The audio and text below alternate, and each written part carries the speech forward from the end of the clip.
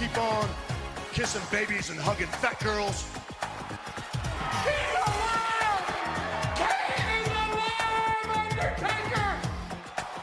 You are a sniveling little suck-up sellout full of suffering succotash, son.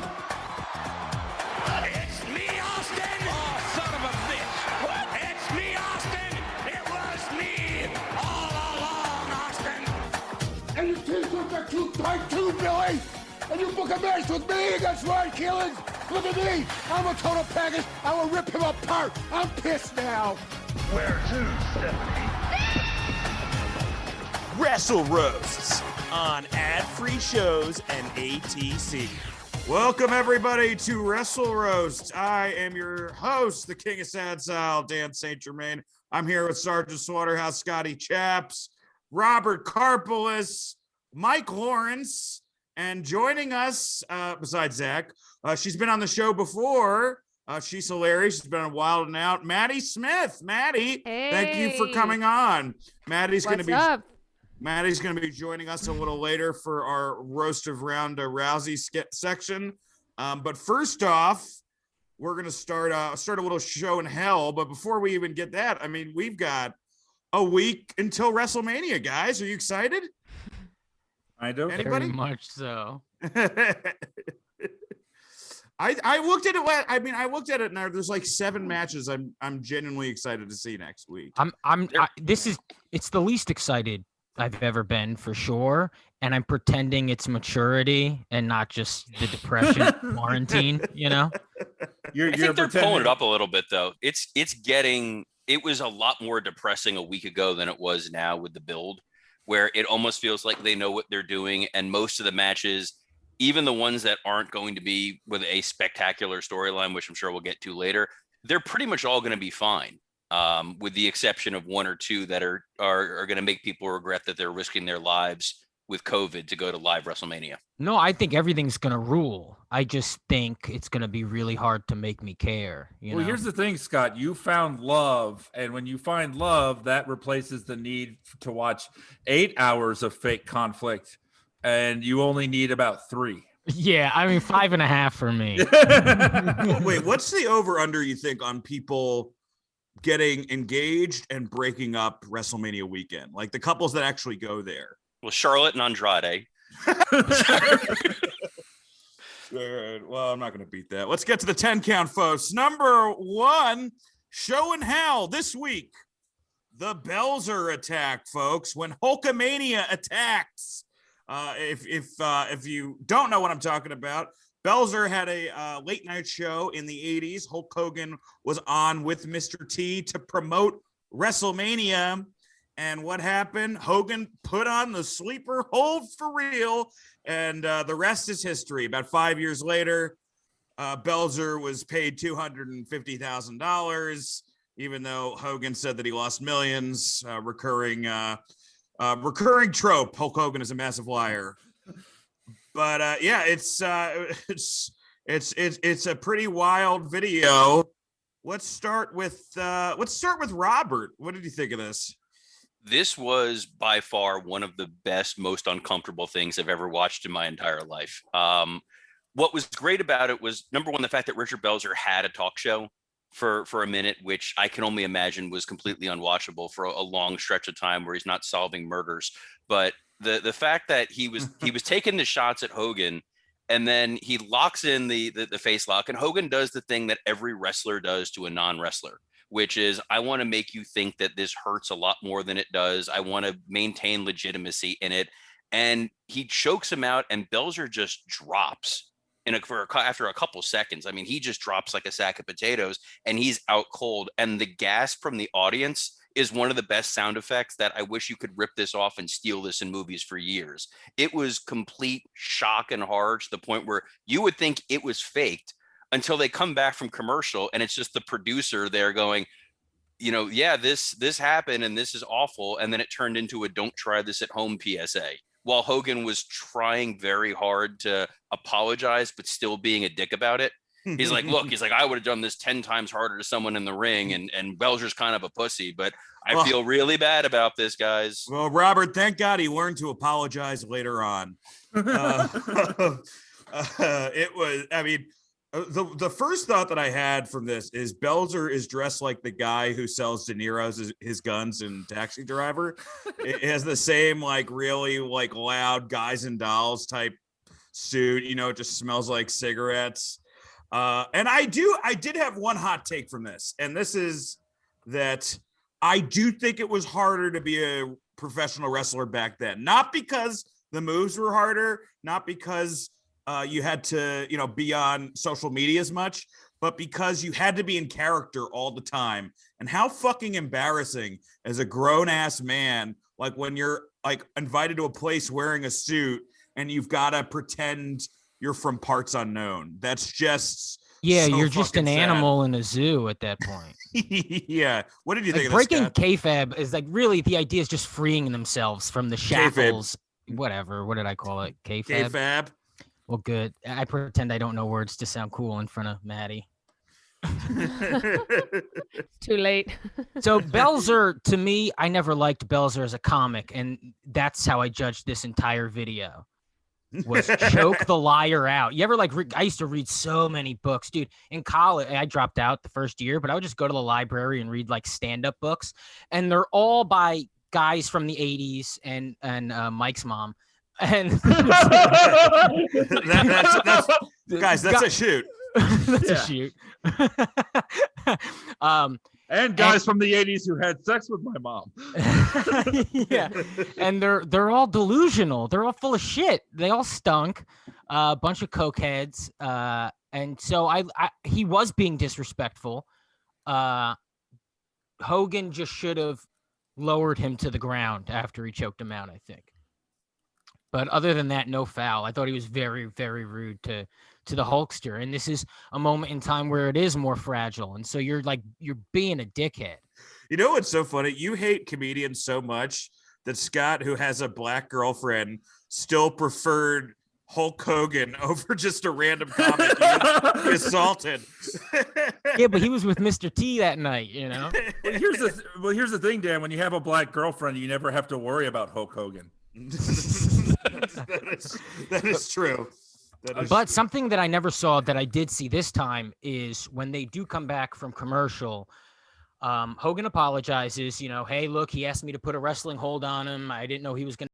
Well, ladies and gentlemen, I can't believe this is real, but we not only got a handicapper, but we got the best ever. So I got to ask, how are you so good at handicapping these games? I mean, 4-0, that's quite a streak already. Well, let's talk about every pick I've given this year in the NFL as an example. 23-8. Every pick I've given this year. 4 weeks in the bag, 23-8. There's nobody in the country that can match what I do, but I always make sure, because anybody, Conrad, could make up anything. They could tell you and blow smoke and tell you, oh, I'm the greatest. But I am independently monitored and documented, so nobody could ever question what I say and go, I don't believe it. I send every pick to an independent monitoring and documentation service that has to get the pick before the game goes off and then publishes it after the game goes off so anybody can see what I gave. And those picks for the year, every NFL pick so far, 23-8. And I think it's because I do more homework than anybody else. The average guy or gal watching this podcast, they don't have time. They have a career, they have jobs. They might read the newspaper or go online and see something, but they don't have time 80 hours a week to study the games. That's what I do. And I have a crew of guys behind me, my consultants, who every week we get together 3 times a week and they throw their ideas at me. I throw my ideas at them. And then I pick the final 5 plays on Saturday and Sunday in college and pro football. So, I've got a great team behind me too, but we're all doing together hundreds of hours of homework. So you don't have to. It's all at VegasWinners.com. I don't know about you guys, but I'm going to VegasWinners.com right now. Let's win some money. To be that weak, the crowd gets mad that he said that, and he was like, no, I didn't mean offense or whatever. But then Mr. T flips the switch, and because he's not worried about PR for WWF at the time. He's just he's not a part of that machine, so he's just like, hey, look, we were told sick kids were going to be here. And then Hogan was like, Dan, did you see this part? I did see it. Yeah. Yeah. And then I had a note about which Mr. T cuts a babyface promo, but because there's nobody to cheer, if a babyface fires up in the woods, did he really make a comeback? That was my And note. then That's Hogan goes, Thunderdome. Hogan's like, look, we want to be training. We don't want to be doing these interviews. They get super defensive. Hogan's like, we were told 50 crippled kids were going to be here. This is like legit what he says. Then they cut. And then he's like, I know there's kids here and I'm glad you guys are here. And I'm happy that I'm here. And it cuts to like these kids who aren't crippled, but they're just as sad in the moment, you know? Okay, so can I give you some context? Yes, for sure. All right, so I went down a rabbit hole with this thing because this is one of those things that you see growing up as a wrestling fan. Belzer getting choked out. I watched the entire episode, beginning, middle, and end. The show was called Hot Properties. It was on the Lifetime channel in 1985. This was March 27th. So you're saying Belzer was never in consideration for Carson's spot? No, he wasn't even in consideration for Joan Rivers' Fox spot. So this was March 27th, and the first 12 minutes is just Mr. T. And it is already like really combative to the point where, you know, when you see a talk show and they like go to commercial and they have small talk, like T is not talking back to him. It's just completely one-sided. And so I watched an interview with Belzer. What Belzer said was that the day of the interview, because Belzer's, you know, the show was like, hey, wrestling's hot right now. You got to have these guys on. We booked them. Mr. T's agent called the show 2 hours beforehand and said there need to be 50 sick kids in the audience or T isn't doing the show. They made that demand. So they went to a nearby school as it was getting out and asked the kids if they would show up and watch the show. None of them were sick. But because they knew that T would not do the show if that wasn't the case. So when T gets there and in the show itself, T's whole thing is the only reason I'm here is because you told me sick kids would be here, which was orchestrated by his management. Now there's a moment. Learn all this? Huh? How did you know all this? I watched an interview with Belzer from 90, and this was right after the lawsuit. I did a deep dive. I won't give you all the details, but what's amazing is that so 5 minutes in, you know, Mr. T's talking about how has a great image for the kids, and Belzer brings up the fact he's like, yeah, but isn't the A team really violent? Isn't wrestling violent? And that's when T just gets really upset. Then well, that's kind of shitty. Yeah. I heard Mr. T wanted sick kids in the room because he needs to be the strongest person in every room. At all times. Yeah, he actually gave his gold chain to one of the kids, and it weighed the kid down. But then that's why I only do those at the Grizzly Pear. But here's the best moment of the entire episode. So when they get back from commercial, this is before Hogan comes out. They do a call-in segment where people from around the country can ask Mr. T questions. The first question that's asked is from a woman who in Oregon who says, yeah, I heard that you don't get along with women very well. Do you even have much of a romantic life? And Mr. T's like, the one thing that Mr. T loves is the kids. Mr. T loves children. And he gets like so upset. So you already have this high tension. Then Hogan comes out and Belzer is trying to get Hogan to explain what WrestleMania is to the audience. And Hogan sees it as him being a smartass because Belzer's like, well, what's the issue going on? He's like, you haven't been paying attention, brother. And he's like, clearly he is trying to help Hogan and T. And so you have to watch the whole thing to realize that Hogan kind of was a dick here also. And the last thing I'll say is, according to Jim Cornette, reliable source that he is, the reason that Belzer passed out so quickly was because he clearly was on cocaine.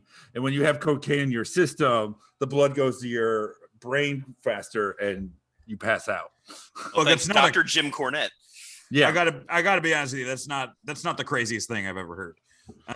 But It's like that's absolutely true. So yeah, but you can go on YouTube and search Hot Properties 1985 March 27th and see the whole thing is just bizarre. I mean, And- the strangest thing to me is I've never worked on a talk show before, but I would imagine that you would have mapped this out with a producer in advance, what's going to happen. And they would have said, all right, we're going to do a move when you could have easily set up a mat and had Hogan pick him up and body slam him or something with some level of physicality. For Belzer to be that risky and just say, oh, I'm going to want you to do something to me now. And it wasn't worked out in advance. I don't know what he thought was necessarily going to happen. well, Belzer never. I mean, this is an interesting fact. Belzer did not write his sets out beforehand, so maybe he thought that this was more Dan. improv. I'm just blaming He's the Belzer. Jay-Z of And comedy. He's the Jay-Z of comedy. Robert, my theory is that I think that this lawsuit and this segment led to shows mapping out stuff more, that they never wanted a moment like this again. Because you're absolutely right. Like Conan would have Jackie Chan on doing kung fu moves, and it's the most choreographed, safe shit you ever seen. Because They choreographed. I was there when they brought Mr. T on, and they choreographed the hell out of it because of this. yeah, so he won the lawsuit, and he bought a house in France called Shea Hogan, was the name of it. He's the best heel in wrestling. I love Belzer. I feel like that's where Andre fucked Hogan's wife. Now, here is the last great moment in this story is that when they were making Suburban Commando, Richard Belzer was offered a part by the director who did not know the whole story. And Richard Belzer said, you know what? It sounds like a great idea, and I'd do it if it didn't star a guy who tried to kill me. Here's also another thing that and then but here's something that Belzer said. This is verbatim because I saw the clip, because they played the clip of it on the next Belzer episode, next Hot Properties episode, and Belzer says, "I saw Bill Cosby today, and he thought it was a hoax." So it's just like so 80s, like it still does, like nothing stands up. If anyone's an expert on someone passing out, it's going to be Bill Cosby. Maddy, what's the most awkward thing you've seen like on a show? Not like a wrestling, but like one of those daytime or whatever. What an enormous question. I know. Yes.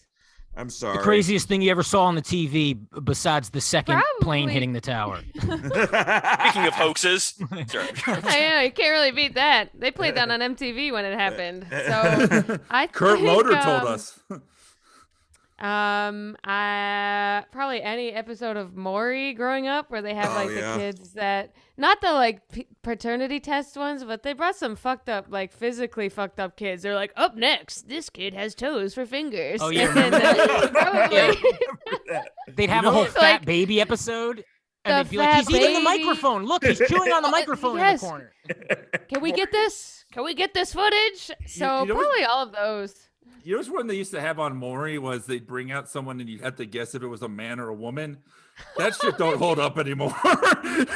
They'd be like, what is it? Next up on Maury. And they're like, up next, we reveal the gender of this fucking freak. That would be such a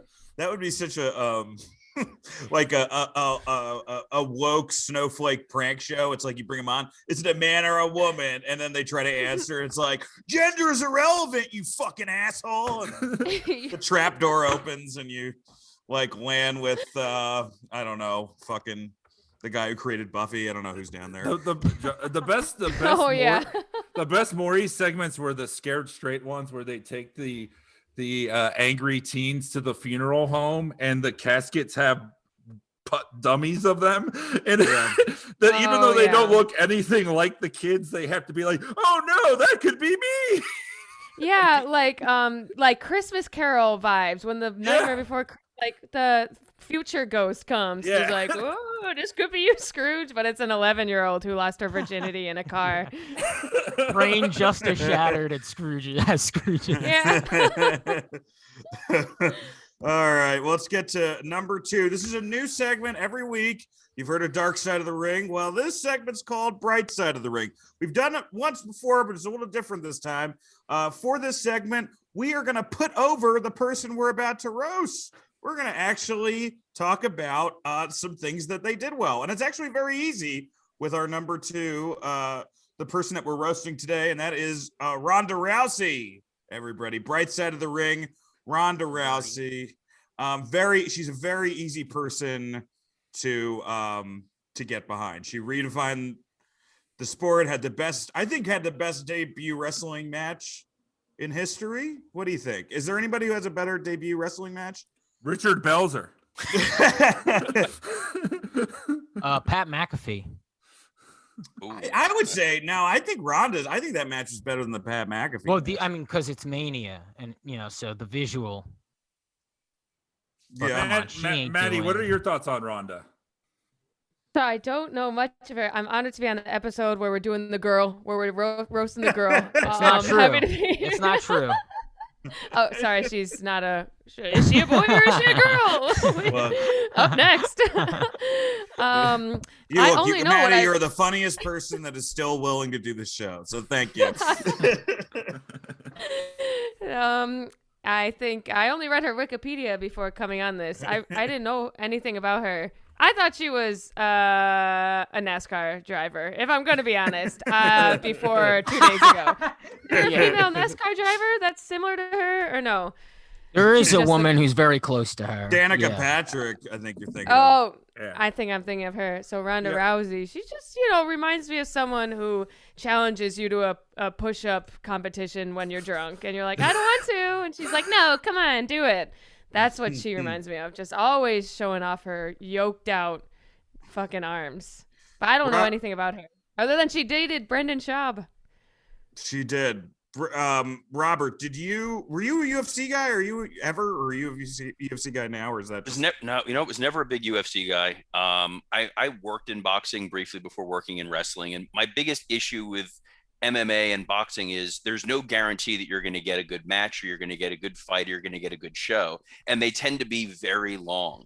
And at least with growing up being a wrestling fan, even if it's predetermined, you're guaranteed to get a good match. And I think some of the worst wrestling pay-per-views are better than some of the best UFC fights, simply because you don't know what you're getting going into it. You might get a great fight with an amazing knockout, or you're just going to get guys circling around each other for several rounds. I think I've had so much more fun watching UFC though than like random in your houses, Well, that's where you and I differ, because watching a Doink the Clown match is a lot better than watching Daniel Cormier. I'm sorry. I think UFC's fine. Ronda Rousey was very. She was lightning in a bottle for UFC, and she was the first time where you really had a female fighter take center stage, not just because she was the top woman, because she was the top fighter in UFC. Misha Tate got some eyes on it, but Ronda Rousey was legitimately one of the most recognizable people on the planet from an athletic standpoint, a great NASCAR driver, but a recognizable celebrity. And the fact that she was a huge WWE fan and entered this world was 10 times bigger than what Bad Bunny is doing now. I mean, absolutely. And that was huge. So for that and that alone, I have a tremendous amount of respect for Ronda Rousey for loving pro wrestling and saying, this is what I'm going to go do. And she put her heart into it for a year.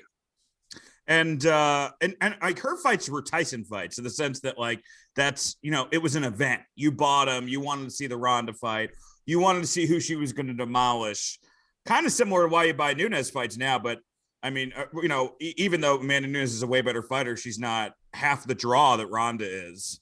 And that, part of that is just that, like, English is Ronda's first language and can do more media. Yeah, Mike, what do you think of Ronda before we take out the shovels? I remember being at the Stand Comedy Club one night, and a lot of the comics there love MMA, and so they had it playing on the screens, and this group of girls was just like, when's Ronda fighting? It was the night that she was fighting Holly Holm, and they they didn't really care about MMA, but they cared about her because like Ronda really did bring in that new audience. I think Ronda even made WWE step up the quality of their women's division because they saw that this was a viable audience. And I remember those girls being like, yeah, when's Ronda going to fight? And then we all huddled around when the fight happened. And when she got beat, it was just like, well, there goes that. It was like that Simpsons when Bart's the I didn't do it boy, and he says I didn't do it at the end and no one laughs. Like, yeah, it was like it was like, even though another woman beat her, it did feel like women lost that night. It was like, kind of did, but she's the star. They're not going to push Holly. So it was kind of over for the ladies. I love the idea of the WWE realizing like white women are a new market and being like, how do we market to them? Should we do a brunch show? Here's the thing, Maddie. I want to say it was in 2014 or 2015. The title was called the Divas title. And at that WrestleMania, they made the big announcement that they were changing the name to the Women's title. Oh, I see. Yeah. And now that shitty butterfly title is the New Japan World title. So congratulations, Scott. Well, I think we said enough nice stuff about Ronda Rousey. First I didn't ballot. say anything nice about her. I think she's a very Hall good of Fame. person. She seems like, and it must be very stressful and very conflicting. And I'm sure it's a lot to be her. And oh boy, do I respect that. What are you worried she's going to come after you, Scott? He doesn't want to be written up in one of these comedy lady funny blogs. No, those ladies they probably hate her, right? I would assume they hate her because they go, she's competing in a thing that men think is makes you special. To be brutal, that doesn't make a person special. You know, that's a dumb guy idea. Do you get it? Of course you don't. You're fucking dumb men and Maddy. What's the difference? Come on, guys. That's right, folks. Scott reads fucking books, only feminist here. Yeah. And he put in almost a year of college. So you're getting a real hot take here. Yeah, man. Do you know how many books this guy read by Judy Gold? At least over 10. Come on. You know what? Because I was doing research and I feel like she's happy now. Like I watched a video of her and her husband on a farm where she's getting sad about the cow that she's befriended that she has to kill to eat. But it's like, they seem like they have like a pretty decent life. Like, I think it's also, that's a fetish. You don't have to buy a cow and kill it, you fucking nut job. Go to Trader get Joe's. Scott to do it for you. Scott will happily kill your cow. I've never killed an animal. Degree. Mike, to your point, she's happy the way Thanos is happy at the end of Infinity War. She's sitting like she has wiped out 2 sports. And she says, I'm going to sit on a farm and I'm going to eat some fruit and life is good. But Robert, the difference between Thanos and Ronda Rousey is they did aim for the head. All right. I guess we got to start with this goddamn roast. Maddy, thank you for joining us. You get to choose whenever you want to go in the lineup. Where do you want to go? What place do you want to go? I'm going to go for a little further toward the end. You guys okay, all right. Yeah. All right, so Zach, you with that in mind, feel free to pick the order, Zach. Let's have Scott go first. You son of a gun. All right. I knew she was. Wait, the roast of Ronda Rousey, everybody. The roast of Ronda Rousey. Dan. Ooh, yeah. Ding ding. Fight. I love you guys can hear me, right? I feel like my mic is fucked up. Okay, yeah, I can hear you. All right. I do love Ronda Rousey, but her being UFC's top female star feels like a studio decision. And by that, I mean somewhere there's a Snyder cut with more focus on Cyborg. Very good. Before Ronda Rousey, the most famous female fighter was Bjork in an airport. A close second, the Cash Me Outside girl. Ronda Rousey's performance in Furious 7 is the biggest car wreck of the series. The worst actor in a movie starring the worst actors. I legitimately related more to the cars. Matter of fact, that's the only way her acting is justified. If she thought she was playing the role of a car and it would be edited in post. Like beep beep vroom vroom sounded more human than her lines. Like Vin Diesel's GPS conveyed more emotion than her. CGI Paul Walker brought more life to the screen. Ronda is the Amelia Earhart of actresses in the sense that she gets completely fucking lost. After her first UFC loss, the carpets truly did match the drapes. Bloody. I don't know what that means. At home, a triangle choke is when her husband she got punched in the face on her period. Yeah.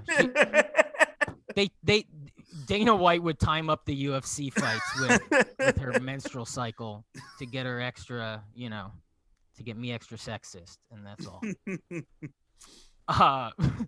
Ronda Rousey's great grandfather was black. You guys know that, right? Yeah, he was black. Something. So that's why after the Holmes fight, I thought she looked like Rihanna. Okay. Oh. What, really? Okay. Is Ronda's great grandfather black, or did you see a photo of Roddy Piper in blackface? She's the first black female wrestler to headline WrestleMania. After finding out, Becky Lynch said, the Irish were slaves too. Okay, that's it. That's all I had. Let's have Robert go next. Gee, thanks. Ronda Rousey is legitimately tough. I'm convinced even her vagina has knuckles. Ronda's UFC and WWE in-ring careers were impressive. She made more women tap than Bob Fosse. Ronda's great-grandfather was black, which means she has a shot with Brooke Hogan, and there's not a damn thing Hulk can do about it. Roddy Piper gave Ronda his leather jacket, but unfortunately not his personality. She has the in-ring technique of a 20-year vet and the incoherent promo skills of a 30-year boxer. Ronda made Stephanie McMahon tap at WrestleMania, which is the hardest Vince ever came. Ronda's husband, Travis Brown, subdued an attacker who tackled Bret Hart at the Hall of Fame. Hart thanked him before spending 20 minutes telling him how his technique was wrong. Ronda Rousey competed in the Olympics as a judoka, which definitely sounds like an anti-Semitic Pokemon character. Ronda Rousey was a UFC sensation. She debuted at WrestleMania, worked a part-time schedule, and retired after doing only one job while headlining WrestleMania. She's one marriage to Rena Mero away from becoming the new Brock Lesnar. And finally, Ronda Rousey left the WWE to start a family with her husband. But it turns out you can't get pregnant from pegging. All right, Dan, you're up next. All right, ladies and gentlemen, the roast of Ronda Rousey's. Ronda's mom used to wake her up with arm bars, which proves my theory that behind every great man, there's a great woman, and behind every great woman, there's a CPS caseworker not doing their job. She's the Joe Jackson of giving her daughter CTE. Ronda almost died from an umbilical cord around her neck, which I'm pretty sure is the only way Jerry Lawler can come. She asked Roddy Piper for his nickname, which is nice, but so unnecessary. Sting didn't ask Heath Ledger's parents to let him play the Joker, and not just because he's in hell for Brokeback Mountain. She was called Miss Man in high school, which caused Cyborg to sue her for stealing her gimmick.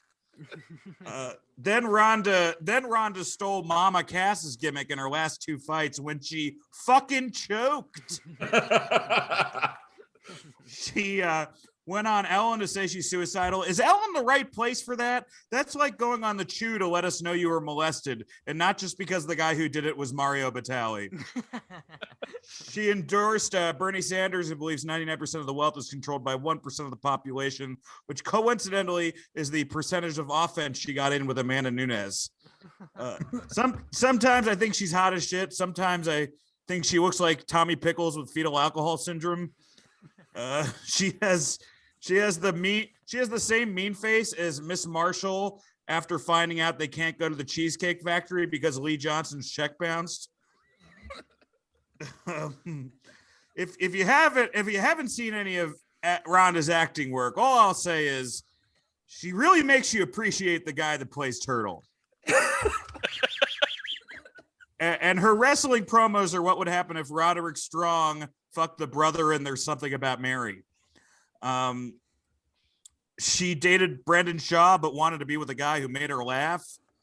Ronda Rousey voiced the role of Sonya Blade in the new Mortal Kombat. Sonya Blade's new fatality will be Ronda Rousey reading the role of Sonya Blade. I think, Mike, this was your joke, but Ronda's acting style is method in the sense that you have to be a meth head to enjoy it. She's never been submitted. The rear naked joke is tough. The Ronda naked joke is how things will end with her and Travis Brown. Also, shout out to Patrick Swayze's ghost for stopping her from ruining Roadhouse. Tell Heath Ledger I said hi. All right, that's it for me. All right. Mike. Oh, Maddie, do you want to go or no?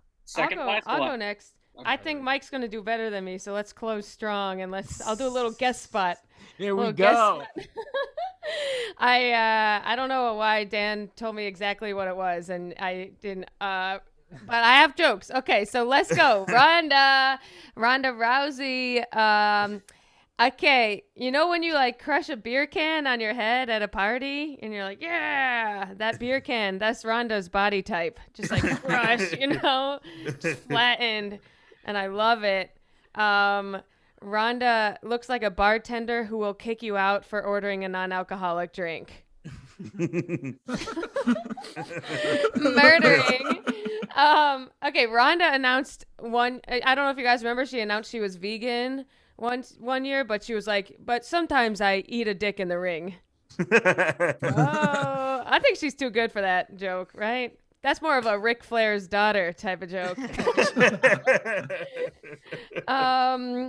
Let's see. For the first 7 years, am I screaming into the mic right now? I feel like it's no. You said good. Great. Oh, okay, cool. For the first 7 years, Ronda couldn't speak. She couldn't speak at all. And after a career in wrestling, probably the last 50 years, too. Crushing it. Ronda looks like she gives fat people unsolicited diet advice. Ronda was called, you said she was called Miss Man in high school, to which she said, "It's Mr. Man to you." You guys don't have to pity laugh at me. This is, I can hear the individual. No, the edible kicked in. Yeah, mine did 2 hours ago. Mine's been kicking in for the last 3 weeks. Okay, one more. I'm sorry it's so short. I feel like I fucked up. I feel like it's fine. Oh, you did great. Your mind. I'm not. None of us are paying you for this. It's fine. And you weren't the worst. And I usually get paid so much on an MTV show, so humiliating for me. Okay, and on probably the worst joke ever. Great strategy, Maddie. Ronda was accused of domestic abuse, which was her ex's way of saying he couldn't be with a strong, beautiful woman. Boom. Fake, believe all men. Okay, thank you guys. That's my time. Ronda, I'm sorry for what I said. Thank you, Maddie. That was great. Maddy Smith, everybody. And rounding out the lineup, season 1 roast battle champion. Also, he's from Reality Bedroom, Mike Lawrence. Ronda had a very obsessive mother that pushed her towards greatness. She's basically what would happen if John Benet Ramsey was taught self-defense instead of being a beauty queen, which is why she's still alive. She was born with a speech disorder that she overcame. The only time it comes back is whenever she's in front of a camera or microphone. She was a one-hit wonder because all it took was one hit to make her wonder why she ever got into MMA. Oh. She's like Jericho's list of 1,004 holds from WCW if it was also a bad actress. Armbar. Fight scene with Michelle Rodriguez and Furious 7. Armbar. He's amazing. Do you know how impressive it is to be the worst part of Entourage? Maybe acting isn't for you if you're being carried through every scene by Johnny Drama. Her acting offends me more than Gina Carano's tweets. She's different than most actresses in Hollywood because she can't act and didn't need a plastic surgeon to have her face rearranged. Some people find her attractive, but honestly, I wouldn't fuck her with Chris Cyborg's dick. After losing to Holly Holm, Ronda went on Ellen and cried. Ellen played a clip of the fight and said, "The last time I saw someone take that kind of abuse was when an intern dared to tell me that Starbucks was out of soy milk." She did what any disgraced athlete would do and joined the WWE because one sports trash is sports entertainment's treasure. She got the Olympic pedigree of Kurt Angle, the athleticism of Charlotte Flair, and the speaking voice of Brock Lesnar. Ronda really thrived in an environment where she could just ask her opponent, "Hey, do you mind not actually kicking me in the face? Okay, thanks." When she got into WWE, she looked the same as she did in her last 2 fights because she had 2 giant black eyes. Maybe she was just honoring her legit fighter roots by looking like one of Floyd Mayweather's girlfriends. Oh my God. She's happily married now to Travis Brown. They seem like the kind of couple that would run over a deer and give it to you as a wedding present. Seriously, he looks like he jizzes in the shape of an Affliction shirt design. Ronda Rousey is big on Twitch. Twitch is also something she instinctively does whenever someone mentions Amanda Nunes. She has a successful career streaming games on Twitch. Hey, was she a one-dimensional fighter? Yes. Was she a terrible actress? Sure. Did she lack the natural charisma to be a good professional wrestler? 100%. But playing Pokemon for a bunch of simps, that's where she really shines. Now when she breaks people's arms, it's because they're jerking off to her playing too much Bubble Bobble. That's it for me. Yeah, you can't follow Bubble Bobble. Can't do it. It's just too great of a word. Thank you, Maddy, for doing this. What can we promote for you? Oh, thank you for having me. Did you guys change the name of this podcast, by the way? It is now WrestleRoasts. Yes. I was thinking it's different than Total Effing Marks, but it's, we have hundreds new listeners. we have 100 new listeners. We have 100 new listeners. 100's great. Well, thank you for having me. I'm on Maddy Smith across the board, and I got a podcast called That Time of the Week, and that's it, guys. Thank you. What's that in reference to? That time of the week? It's a podcast. Yeah, it's like that time of the month, but it's the week with all girls. You're like, but I get my period 52 times a year. I grew up next to a power plant. I'm originally from Chernobyl. Have you heard of it? Yeah. Or if you don't get yours at all, you're probably Ronda Rousey. All right. Exactly. All right, Maddy, thank you. Ronda, thank you for changing the sport of women's fighting.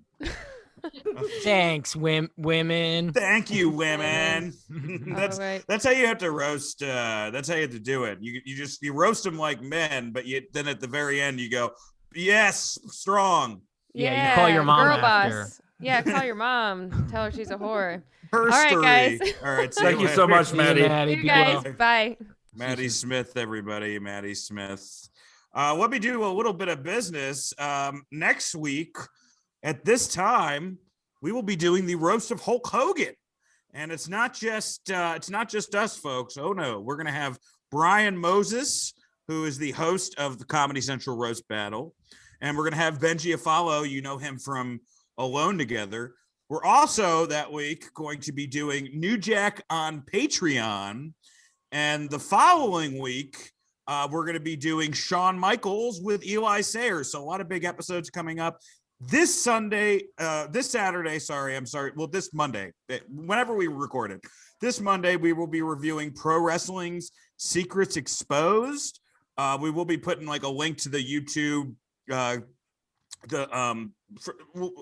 link to the YouTube link of the show so you guys can see it. It's a blast, man. It is Fox at its this whole thing seems like it was like produced by the same people or art designed by the same people who did Richard Belzer's show. It's a very Fox,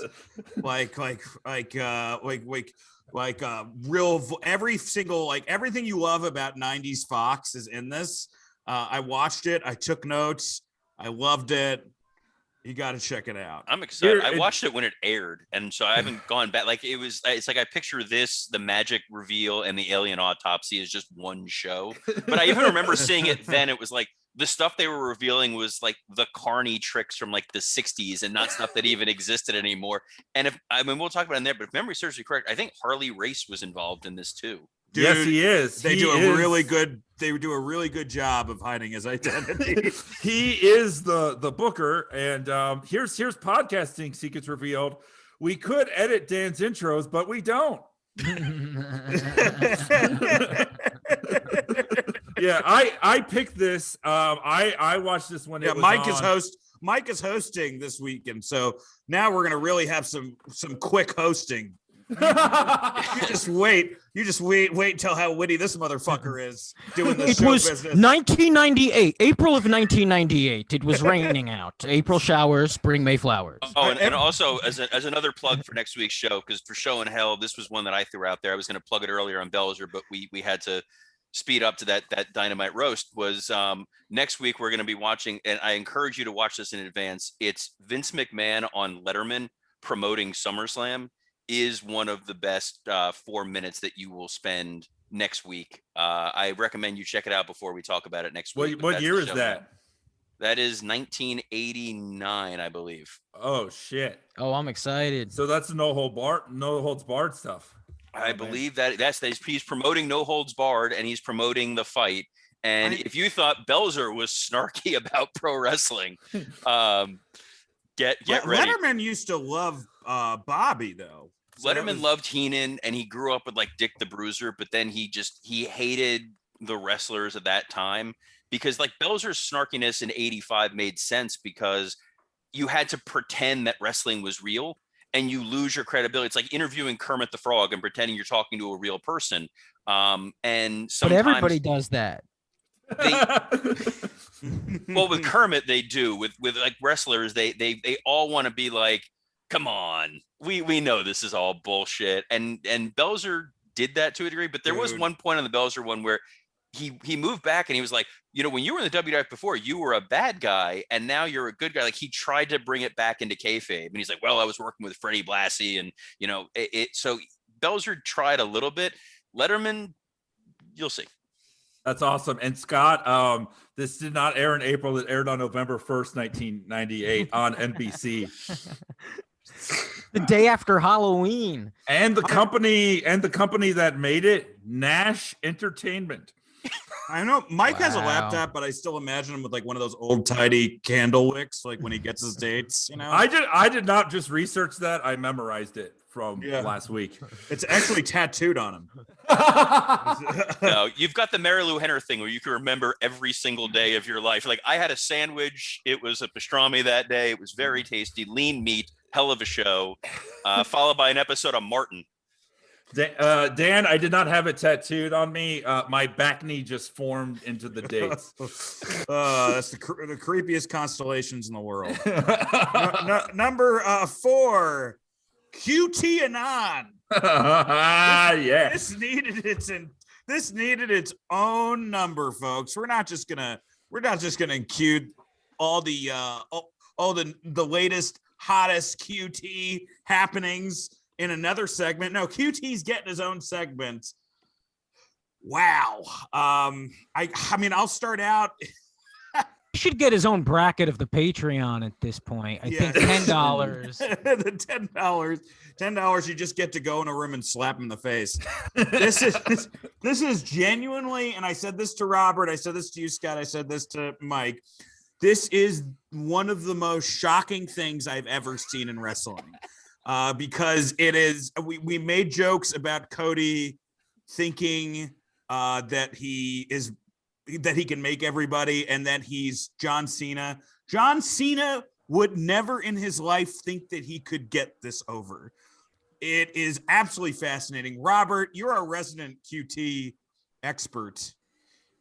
You hadn't seen this by the time I texted you. Tell me what your thoughts are. So yeah, you guys were all texting about this while it was going on live. I did not. I have not said a word about it yet. So I watched it today, and I honestly, in my wildest fantasies and dreams, if I had a monkey's paw, I could not come up with something as amazing as what I saw in AEW Dynamite, where they gave QT this match where they gave him no entrance. And I'm like, all right, they're really laying it on thick and not realizing that Cody's coming across as a heel. And then this match happens where the ring is surrounded by the Nightmare family and all these people. And then it turned into QT Marshall is now the top heel in AEW, which makes me think that's ridiculous. That is not what happened. he is the top. That was crazy what he just did. You see how he jumped from stating facts to just a lie? That's well, that's a little People don't do that on this podcast. Laid out, we're friends here. He laid out Dustin with blood. He laid out Cody. He left under waste. He's now the leader of a stable, which is very rare in AEW for there to be a stable. This was the weirdest thing I think I've ever seen. And either QT definitely helped Cody hide a body, and Tony Khan is so scared of saying no to Cody. Like, he's just like, okay, fine. Like, can we still be friends? Your buddy can get this. This was so weird. How was this a thing on television that got greenlit, where it was like, this could have been, he smacks him around, QT leaves. Instead, he's the leader of a stable. Here's what really wait. I want to give Scott the first shot at this. I think the real issue is I would like all of you to speak before I speak, because I think it worked. It did work in that night. Oh no! It did. In that night, it worked. It did. No. Dude, I know you guys are having fun. I don't think. But listen, this is an important moment. This is an important moment for the podcast, because what it did, if you don't blow it out of proportion, right? It did the best case scenario it could have been.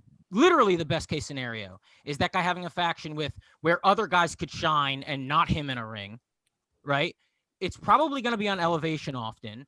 It made sense. In the match, he absolutely sucked, like planned. Like, they mapped it out where he got no offense in. He looked like a sucker. He punched Anderson. That looked good. And the attack looked legit. Every spot during that attack looked awesome, besides when Red Velvet came out. Then I said, okay, what are we doing here? This is wrong. But before that, it all worked. And this is a company that has factions.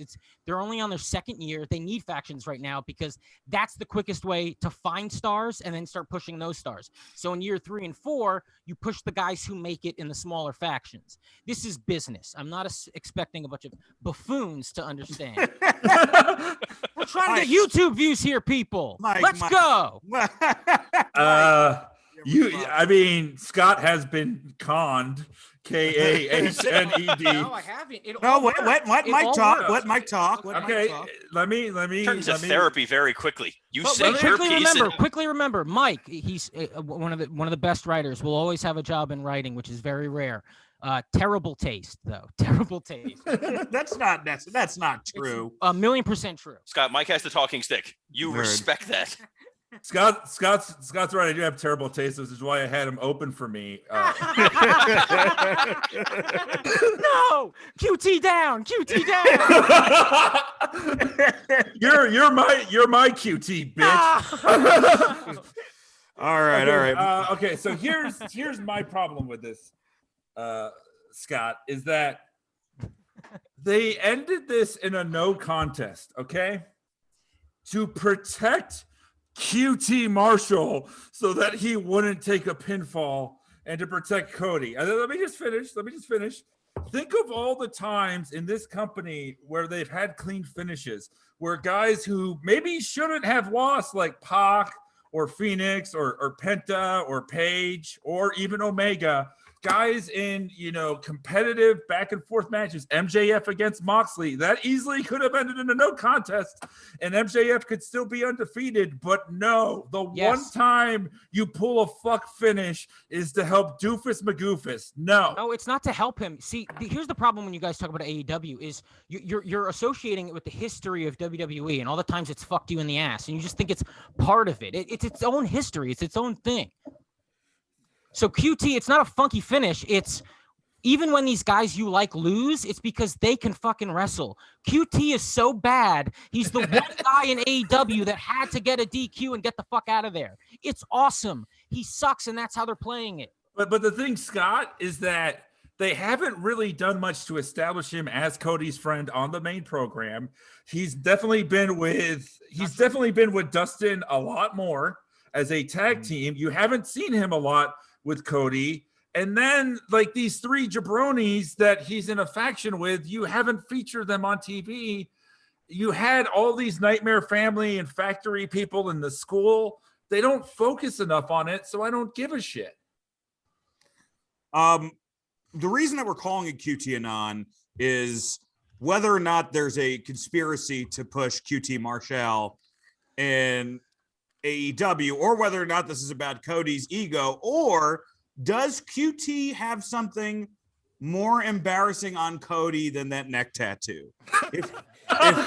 If he does, that's the only, like, here's what I'm saying. Like, yeah, there's got to be a swastika on the dick. I think I want to give the floor to Robert for a second, but the one thing I got to disagree with you, Scott. Like, I agree with you on the sense that the play wasn't bad. Like, the actual angle itself and how it was constructed was totally fine. It was actually totally fine. The problem was the players. Like, you're giving and that's not the play, it's the players. You're giving all these guys like who we've never heard of besides Dustin and Cody. Like Cody, they're literally trying to give like 8 guys the rub. Well, no, I know. I don't think it's the rub. I think they're trying to give them an opportunity to shine in a moment. I mean, there's no rub. It's just a cool thing happened, and the moves they delivered looked awesome. I saw them and I went, "Oh, I want to see them again." That one guy was real legit. Yeah, you know he did. Dan fell in love with the fucking ogre-looking guy. You know it. Not the ogre-looking guy. The guy who was the boxing champ. He looked really good. Yeah, dude, they all looked great. But dude, now, they all just reminded me of like, there was like a Bizarro. Sorry, there was like a Bizarro Ricky Starks. There was like it just reminded me of like, wait, they just did this with the Pinnacle a couple weeks ago and it was awesome. Like, why does this segment need to? Well, they didn't every do week? it with the Pinnacle. Dan, they do this with the Pinnacle 15 minutes after this segment. I just feel like, okay, they didn't. Okay, you're right. It wasn't the same thing as the Pinnacle, but I think it should have been definitely farther apart as far as both of those angles. No. Well, no, because here's the thing: you kill it quick. That's the best thing about QT's feuds. They don't end at fucking Double or Nothing. Please, God, don't end at Double or Nothing. You just jinxed it. So it seems more acceptable. It's not the rub. It's you're giving these guys more shine, and let's see who comes out of it. It's really smart. I think there should be more factions, and also, There's way too many guys that are trying to get shine within this one show, Scott. I know we're not going segment by segment, but it's all they have right now. And they're doing a great job. I mean, are you exhausted when you watch it, or do you love it? Because I'm pretty sure they had an awesome show last night, and nobody complained. Scott, the second hour was fantastic. The QT Marshall stuff was the QT versus Cody will main event because nothing is also in the title. It'll be Double and Nothing. Yeah, Double and Nothing. Bunch of tag matches and then this thing. You're busy trying to promote like Cesar Bononi and that whole group of nobodies in one segment. Then not only one stable of no one's coming out of this, but 2, because there's also Billy Gunn's Random Children and whoever else is part of the Nightmare Family and who's not part of the Nightmare Family. There's 800 stables. I get why you need stables. I don't get why you need 800 people on your TV. The payoff, Scott, to your point, this is the best that this story could have gone with QT Marshall. The problem is I don't want to see it on TV again. And AEW, good, bad, or indifferent, there's rarely segments where it's like, I really don't want to fucking watch this. There's a lot of that on Raw. There's in the whole Sheamus Drew friendship story was, I want to fast forward through this. I don't care. Very rarely am I watching AEW where I don't care. It's usually a strong emotion one way or the other. This is as bland and forgettable as QT. No, that's not true. I think it came off good. I don't see how it's bland. It wasn't bland. Every move looked nuts. It wasn't bland. This is QT's face is bland. I think that the idea of factions, you're not theoretically wrong, but I definitely think that there is an excess. And the problem is they think what AEW thinks is that just being on screen matters, but it doesn't. It's what you do. So when you put these guys in factions who then don't do anything or haven't been established at all, it still makes them look like losers. And sometimes it has the reverse effect of bringing the whole faction down. Like Hook hasn't done anything in Team Taz. Like he literally was looking on his phone the entire time during Taz's promo. Hobbs hasn't done anything. They have all these people that they add to. No, Hook has done stuff in Team He hasn't Taz. talked once. He hasn't supposed to be done looking anything. at his phone. This He's feels a supposed to lot be. He's like like a teenager. I don't think that's a great example. This Damn, feels a Teen lot like Groot. when- He's Teen Groot, Mike. Do you get it now? Right. Yeah, but he This hasn't even feels said like when one word. WWE had when they had the Disciples of Apocalypse, Los Boricuas, and the Truth Commission, and you couldn't name who any of these guys were. It was just, we have people on TV and we're hoping someone's going to get over, when they have talent that they should be focusing on and putting forward, and instead they're wasting valuable TV time on the QT crew. And we're going to see them for the next several weeks. I don't really care the story of, Aaron Solo or whatever his name is. I'm sure he's got a tremendous backstory. I don't have enough bandwidth to learn who all these new people are, while still also trying to care about Scorpio Sky and Ethan Page, who are now merging into one person because they both want to get a push. And Frankie Kazarian, who's like, I desperately want my shot at the top, and then nothing comes of it. There's too much of the same, and everyone knows why QT is getting TV time, and he doesn't warrant it. And I think that's where the anger comes from. You want to put him on elevation, put him on elevation. Don't put him as front and center on your top show, laying out your number one guy. Here's why I thought it was shocking. It's because like a lot of how that was produced, especially like when QT was on the steel steps and him turning around, was very good. Like how you, as far as like how you have a stable form and turn on a stable, in a lot of ways, I thought like blocking wise, it was even more impressive than when, MJF started his own stable. It's just that like you just can't just pick a random wrestler and think it's like QT can't make faces. He cannot express like good or bad emotions. Like I'm not trying to be a dick here. He cannot. He has the same. No, you said the same thing about me, and it's true. Yeah. No, like it's literally Bobby Lashley. He lacks the charisma of Matt Hardy and his stable. Scott. Facial expressions in terms of facial expressions. But look at his body and Bobby. Well, I know he's a god. Better. He's a god. And Lashley has way better facial expressions than QT. At least like yeah, maybe speaking voice, but like facial expressions. Come on, man. You can't argue that. No, Okay, both of their faces do nothing for me, Dan. Here's something Yes, I want Bobby to ask. Lashley is better. I'll go on record. Here's something that I want to ask you, Scott. Is that okay? The red velvet of it. Let's stir it up for a sec. Yes. Okay. Now, has Cody convinced himself that this woman is also his wife? Because here's the thing. That segment actually works if it's Brandy. Because Brandy, is his wife. You had that with the MJF thing. But just having Red Velvet come out and go, stop it. He's your friend. Didn't make any sense. Yeah, I mean, she's part of the Nightmare family.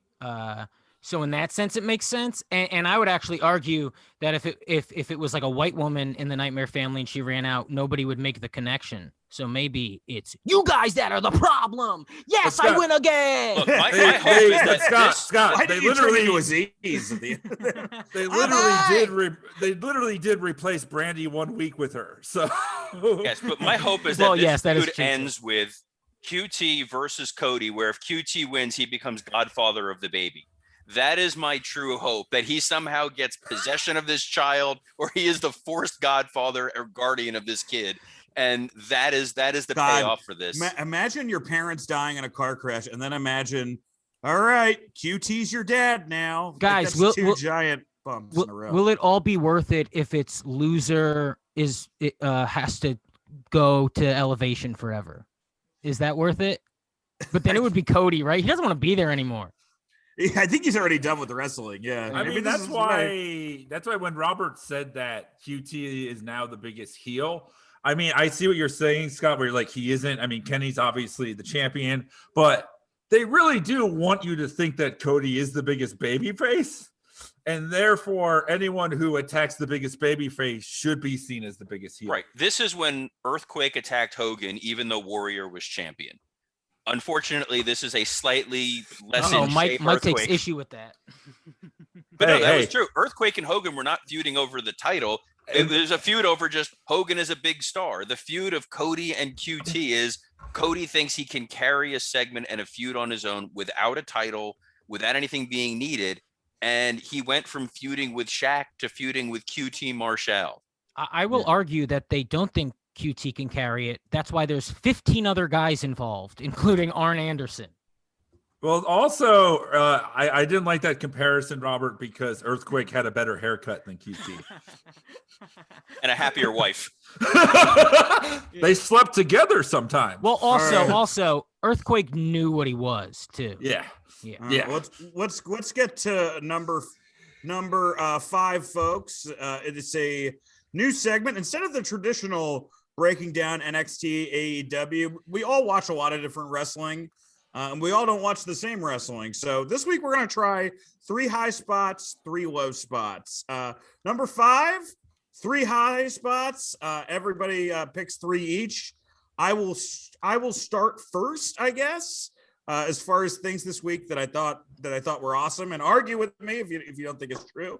I'm going to say Kevin Owens and Sami Zayn announcing their match on SmackDown. Like, I know, like, that for me, it was just such a cool thing to know that was finally happening. And these 2 guys who've been busting their ass, on the indies for years and years are going to be able to, like, show off what they can do. And in a pretty cool story. Is it an epic main event WrestleMania story? No, but it's still a pretty cool story. I'm going to also say RVD's Hall of Fame post on getting in the Hall of Fame because Katie Forbes is, like, giving him the trophy. And he's basically like he's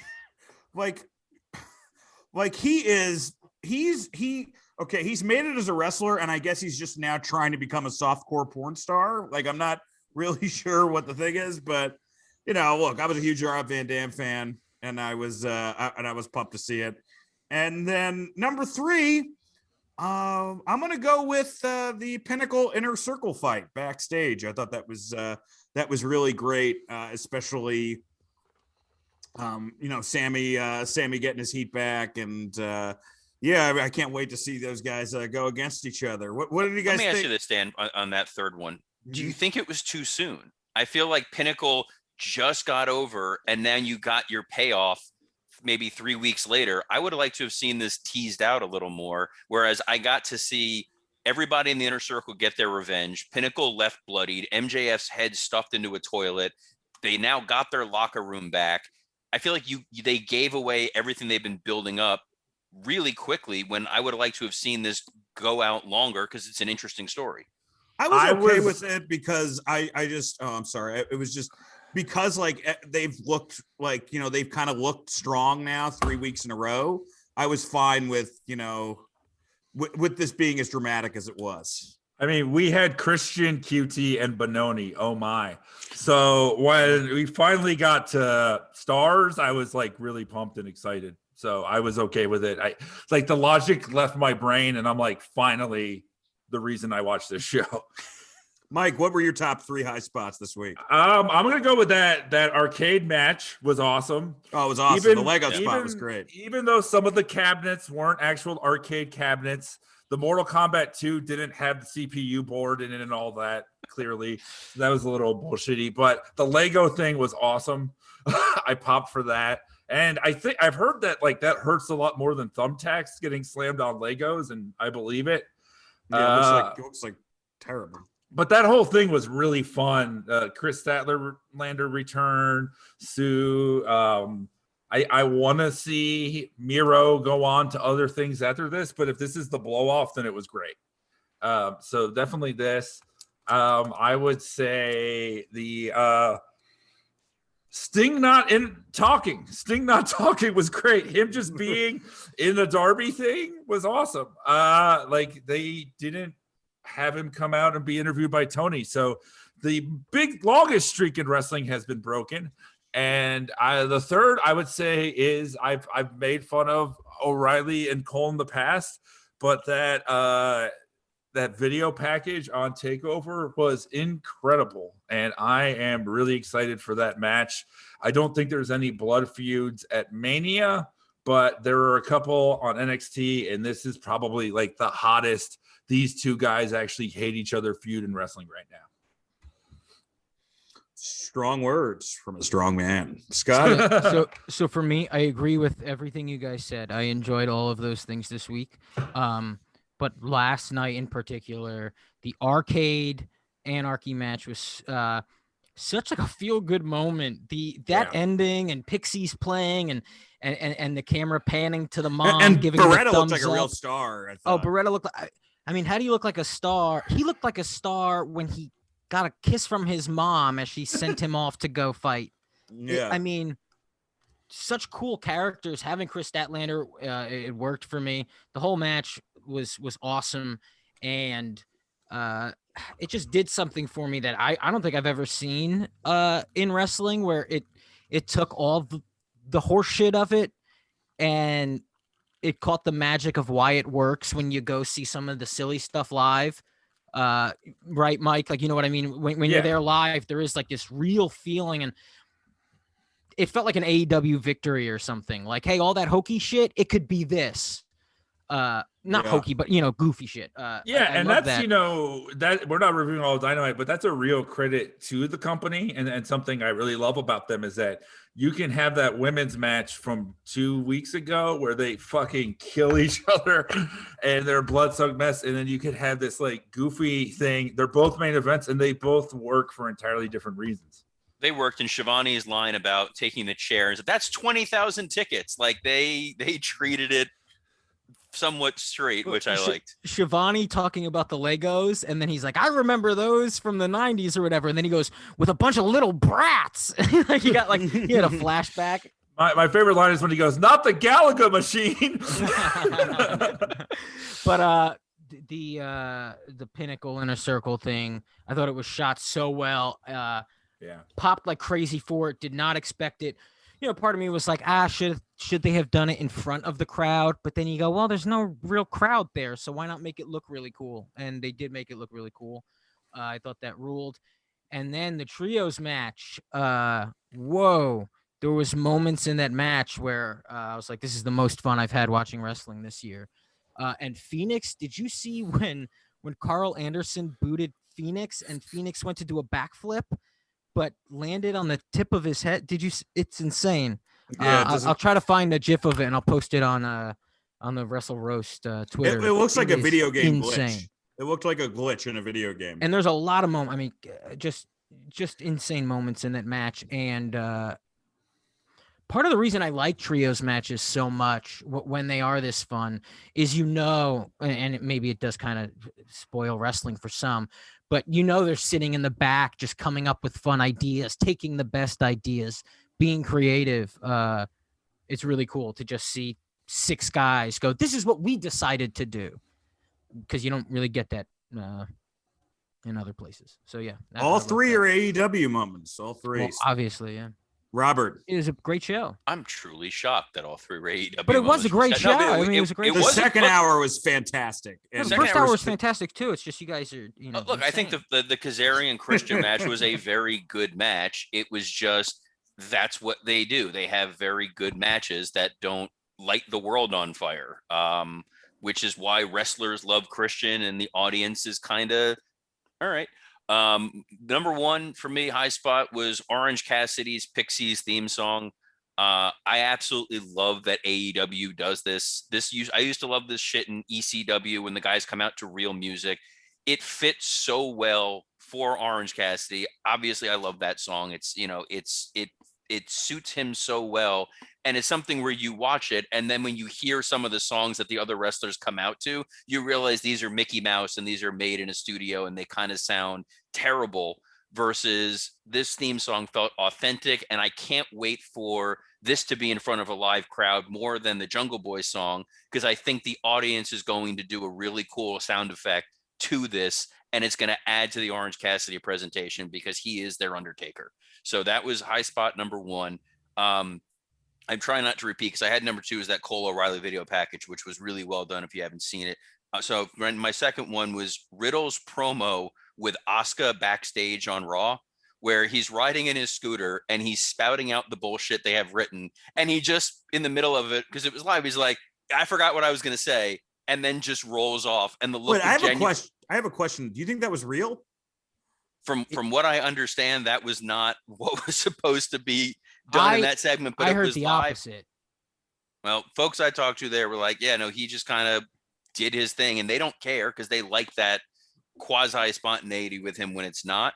But it came across genuine, where a lot of stuff that he says, especially, sounds like it's scripted by someone who has never been around someone who's done drugs before. Robert, you don't think that sounds like total horseshit, that they like him that much that he could forget his lines and stare into the camera and say, fuck this show, essentially? No. No, it was he didn't say planned. fuck this show. I don't think that moment was. Dude, he stared into the camera. It's insane. It was planned. He's a stoner and they don't know how to write it. But Scott, I watched Raw and it was 3 hours of them saying "fuck this audience." Well, yeah, that's every week. I know, but it was. I mean, how crazy that it's planned. That's like that's a low spot. For that to be planned is really bad. Well, let me talk about a high spot that none of us mentioned, and well, that is my third. But I know that, but we have to interrupt it. No, I had to interrupt because it's for all of us. Titus O'Neil announced the roast of Hulk Hogan on Monday Night Raw. If you guys hadn't seen it. It was pretty nuts. Anyway, keep going around it. Yes, that was a great botch. I think that my third high spot, it was a small moment. It was from SmackDown. It was Roman Reigns backstage with Jey Uso and Paul Heyman when he was talking about how they needed to bring Adam Pearce to him. And he basically acknowledges, as the world champion, he has all the power. And he's just like, what are they going to do? Fire me? And it's always cool within the confines of wrestling, within the world of kayfabe or kayfab, as Scott would call it, when they actually acknowledge, like, oh, I'm the Universal Champion. I'm the guy headlining their show. They can't touch me with this bullshit, so I can get away with whatever I want. And it was a great heel moment, and it was really subtle, and it was really well done. Hey, Dan. I already told my top three. Oh no, there was something I wanted to do that I forgot to, which is that. We have a Twitter at WrestleRoast, and that's right. Yeah, I asked yesterday when we were watching the QT segment. I asked some of our fans for what their name for the QT stable should be, and I figured we'd read some of those. If that's absolutely, yes, absolutely. Okay, so the Hank Bermuda loves ZSJL said de-evolution. Ken Hanley's bad tweet said the worst business. Adrian said the boar with 2 R's. I like the boar. Yeah. Bud Hoagie said the fart foundation. That's a real Doug Hoagie thing to say, by the way. That's extra funny with Doug Hoagie. Yeah. Hoagie's like, hey, how about we throw a fart in there, right? Joseph Burton said the Nightmare to Watch Factory. And Clay Davis said NW, oh no. I think that's the winner. But, yeah. NW, oh no. So yeah, fans like us on iTunes and all that, and interact with us on Twitter. It's fun. You guys are hilarious. Yeah, I'm going to be live tweeting on Raw, and I'm going to be live tweeting this Friday on SmackDown. And Mike is going to be live tweeting on next Wednesday. So for Dynamite. So check it out, guys. Zach, is there any high spots that we missed before we get to the low spots for you? No, I think you guys got it. One thing that we did miss, which I think deserves some, it's just interesting. It didn't get called out, was Edge turning heel. I thought that was great. But what did you think of that, Zach? I know you're a big Edge fan. Oh no, he's a heel now. I loved it. Obviously he's the best. He's probably much better off being a heel, even though this match I'm almost less interested. I don't know. I feel like I was almost looking forward to Edge versus Roman, and then they threw in Daniel Bryan, but Well, if you want to hear our thoughts on it, we covered it for the Patreon this past week. We covered SmackDown. So if you are a Patreon member or considering being one and you want to hear our take on the Edge heel turn, the main event of Mania, and all the other good stuff on SmackDown, sign up for the Patreon before New Jack kills us. Yes, next week's Patreon will be New Jack. And we're also going to be reviewing NXT Take Over, Stand and Deliver. So it'd be a breakdown of both of the nights there and the Roasted New Jack. And is there any better face, Zach, than when Edge gets angry and his eyes bulge? It's pretty amazing to me. It's a great still. It's a great still. All right, let's get to the low spots. Mike, what are your 3 low spots of the week?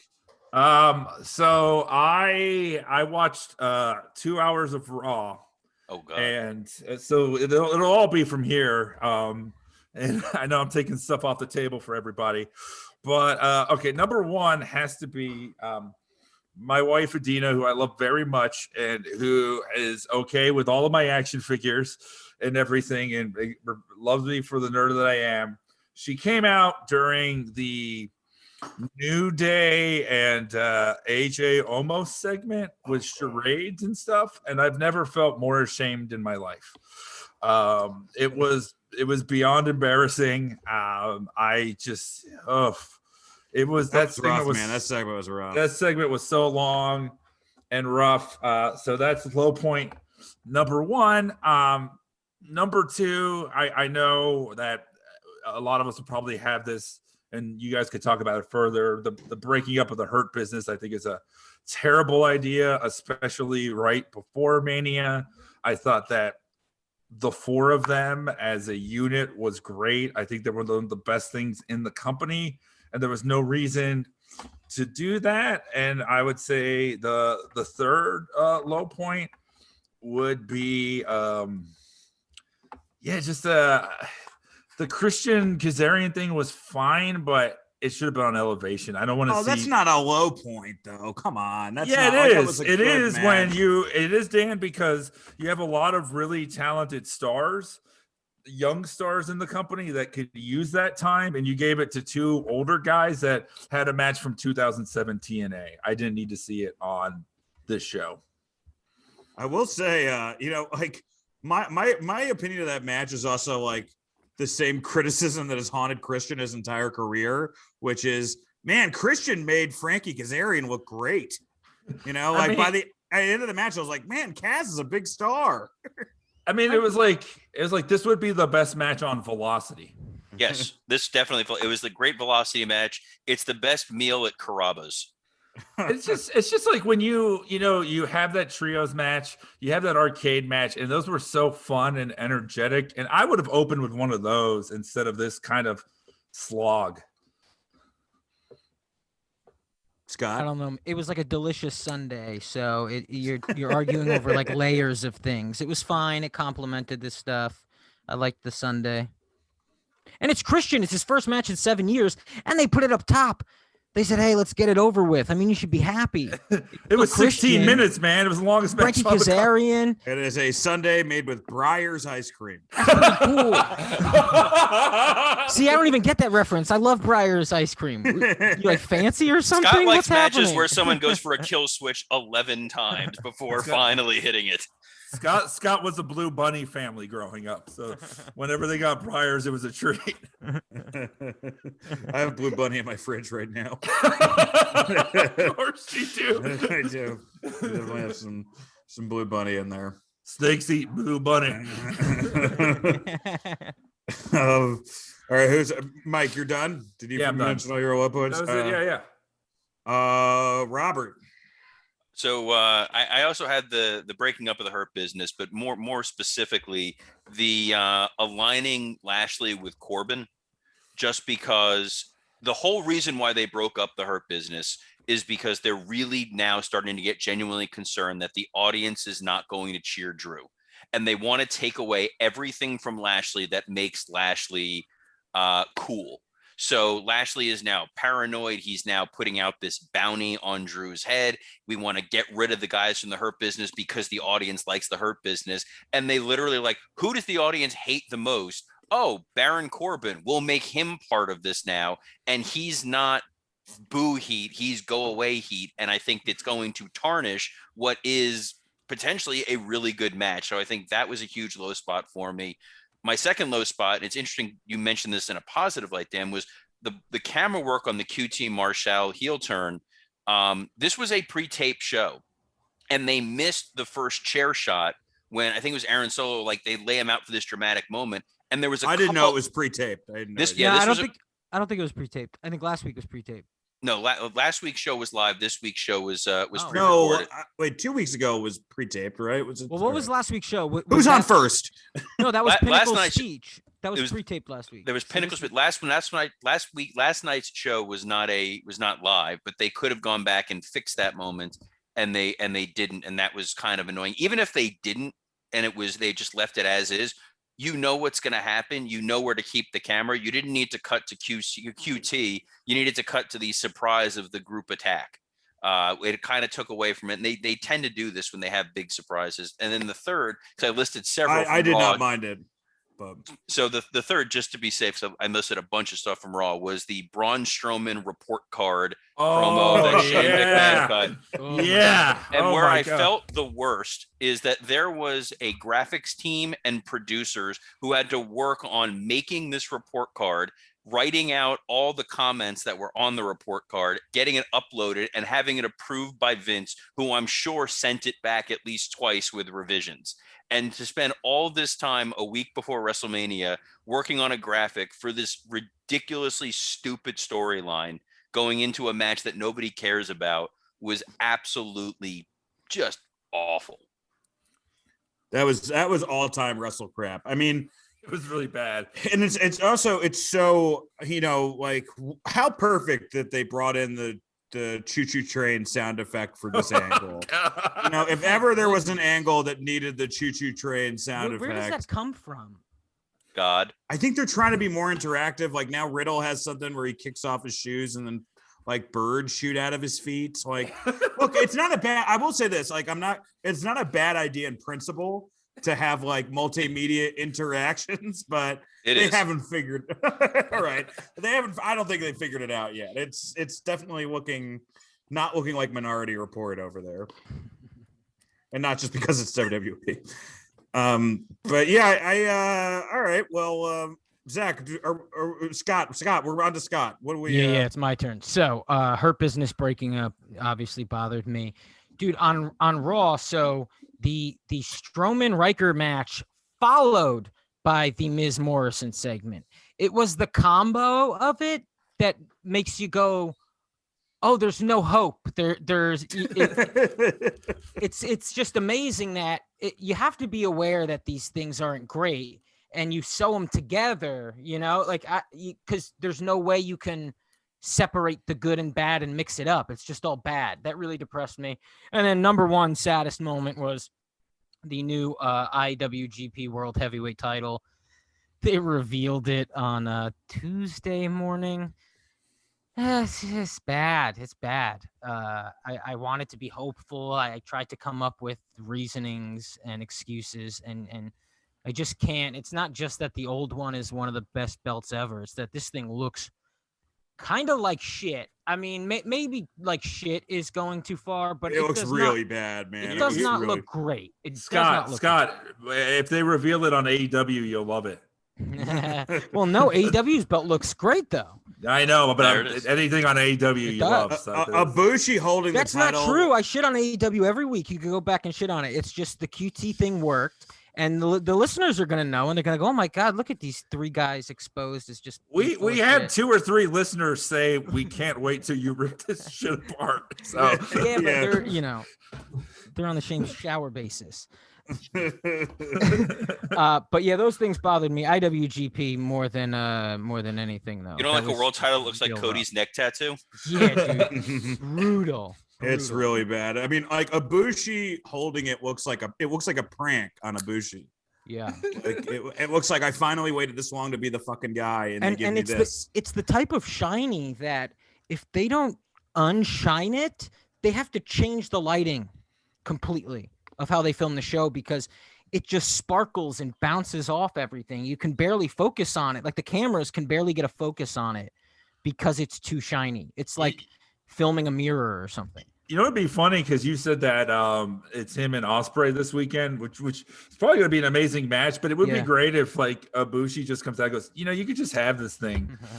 Well, okay, that's the one saving grace. I'll say that is that these two guys know everybody hates it. And so now they're going to go, hey, you want to have the best wrestling match this year? And they might. So that's something to look forward to. That they'll go, we're going to make this title seem important by having a great match. Because damn, it's a bummer. And the rest of the guys shit on it too. Like even before it came out, because they're not counting the lineage of the other one. They're saying like, this is a brand new title. It's different. And so the other guys are even saying like, well, I don't want to challenge for it because there's no history to it. The whole Jay White challenging Tanahashi to the Never Openweight title is now the Never has more history. So I don't even want to go for that other title, which if I'm Gato and shit, I'm yelling at those guys. Yeah. Saying, say it's pretty, you jerks. Yeah. Yeah. So yeah, those are my Yeah, complaints. stop being a brat and just fucking fight for the thing. We'll get to Brett later it's on. just a little too shiny and glistening for me.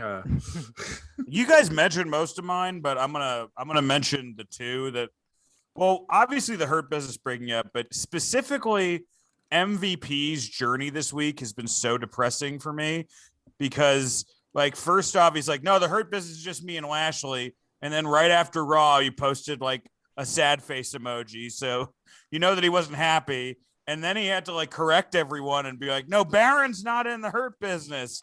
It's just clearly like just watching somebody's project get destroyed. And you know, if you're in anything creative, you know that feeling. So that was really a bummer for me. And also another thing that was a real low point, and it's a low point every week, guys, is Tony Khan announcing AEW on Impact. Oh, thank you. They have to stop. I don't know what they're doing. It's like the whole time, all I can listen is like his dad screaming at him, like, "You bought another Pixie songs?" You know, like whole time. I just it's just. I mean, he sound like, if you haven't seen the clip of him from Impact this past week, I guess he's got confidence now because he did the AEW Dark Elevation spot, because he's now like, he's screaming like he's Dick Vitale or something. It's the best thing. I'm so happy that this is happening, because this is, I think I said this to you guys, like, this will upset Vince to no end that he's losing to this kid. Like, I have to move my fucking show because this fake coked out, like, non-teenager billionaire who thinks he's a pro wrestler is going to go out there and scream. Somebody, a wrestler mentioned to me, goes, I want to do a side-by-side comparison of this promo from this past week on Impact and Vince when he was in Memphis that one time with Jerry Lawler, where he invented the Mr. McMahon, and just put them next to each other and see what it's like when someone thinks they can be a character on TV. I mean, here's the thing, like, Tony Khan on Impact has the same energy as like the angry girl on My Super Sweet 16 when the party isn't going her way. It's just like this amazing, like, entitled energy that, but the thing, here's how you really enjoy these segments. You listen to Khan, but you watch Shivani, because he's like, you got a good thing going. You just let him do it. Just let him go. Oh, Tony's soul, Shivani's soul left his body a long time ago. But like this Tony Khan stuff is like, it's getting to the point where nobody wants to tell him, hey, maybe you need to stop. And I can't wait to see where the ceiling is on this, because I don't think we're anywhere close until Tony Khan is AEW World Champion. And what's crazy about this is it's something that you'd be a good friend if you asked him to stop. It seems like there's more going on than just, hey, this isn't that good. You know, this isn't good TV. It's like, there's something going on with you. Slow down, dude. Yeah, it's madness. I mean, to run out the Omega thing where he's shouting, it's like, okay, he's nervous. Then he does it again, and it's like, does he want us to think he acts like this, or he thinks this is cool? Well, here's the weird thing about these Impact promos, which we haven't talked that much about, is that a lot of times they're like full of slander towards the company you're watching right now. You know, they plug AEW, which they should do if they're paying for the time. But it's this weird thing where it's like they act like he acts like he's doing this for fun, but also like it's beneath him to be doing it at the same time. And you kind of have to pick one, because I think in his mind, he's like, I'm still putting Impact over just by being here. It's like when you don't even want to be on your own company, but you're willing to, like, he's basically used Impact as his open mic for being an authority figure. Yes, it's very weird. It's also It's weird very- that Don Callis is not a babyface on Impact when he's the guy who runs the company, and he also goes on AEW and stirs shit up and has control of their world title. Like that to me it's like when back in way long time ago when ECW invaded Raw, Paul Heyman was the baby face to ECW people, and he was the heel to the Raw audience because he's like, what you're watching here on Raw sucks. You need to be watching ECW instead. And when you watched ECW, Paul Heyman was a hero. Don Callis goes on AEW and he's like, the best wrestler in the world is is Kenny Omega, who's aligned with me.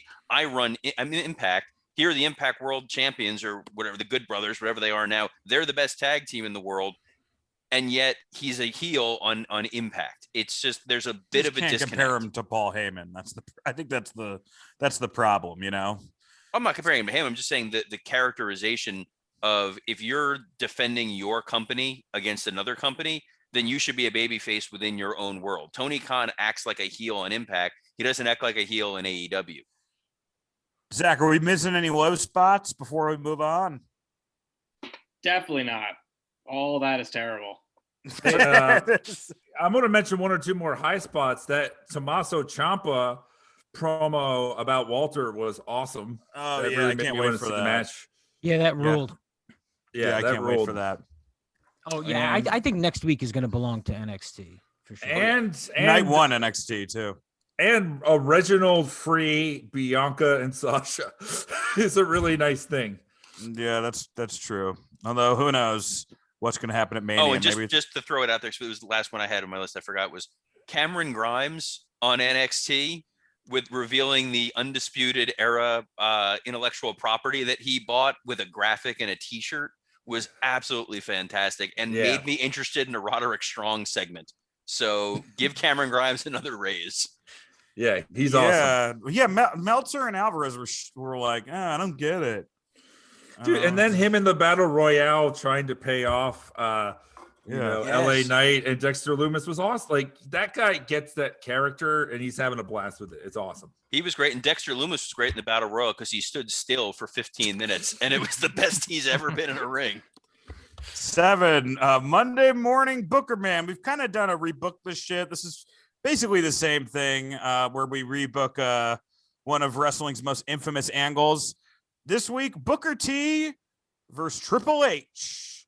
How would you book it? How would you book the finish? And how would you book the follow-up? I'll start off. Does someone else want to start off? Who wants to start off? Yeah, I'll start off. Yeah. Booker T beats Triple H clean in 15 minutes and wins. The end. What do you got, Scott? Okay, so I think the way you have to approach it is Booker confronts Triple H as a Nash type, the same type of people that held him back in WCW, and that he needs to end Triple H because if he doesn't, Triple H is going to end WWE just like those guys destroyed WCW, and he's not going to be a part of a ship taken over by a prick with a big ego. And so that's the story, is he's hunting this guy down to save this new company that he has hope for.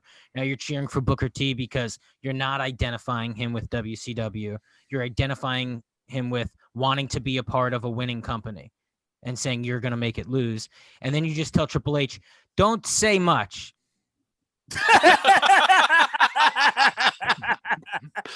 and then Booker T beats him.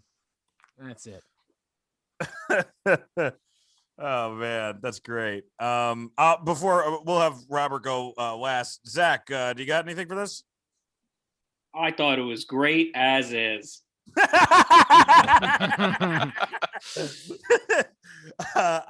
gonna say, look, I actually would have kept the build as it is, but you have Booker T go over, and you don't have that horrible 23-second wait.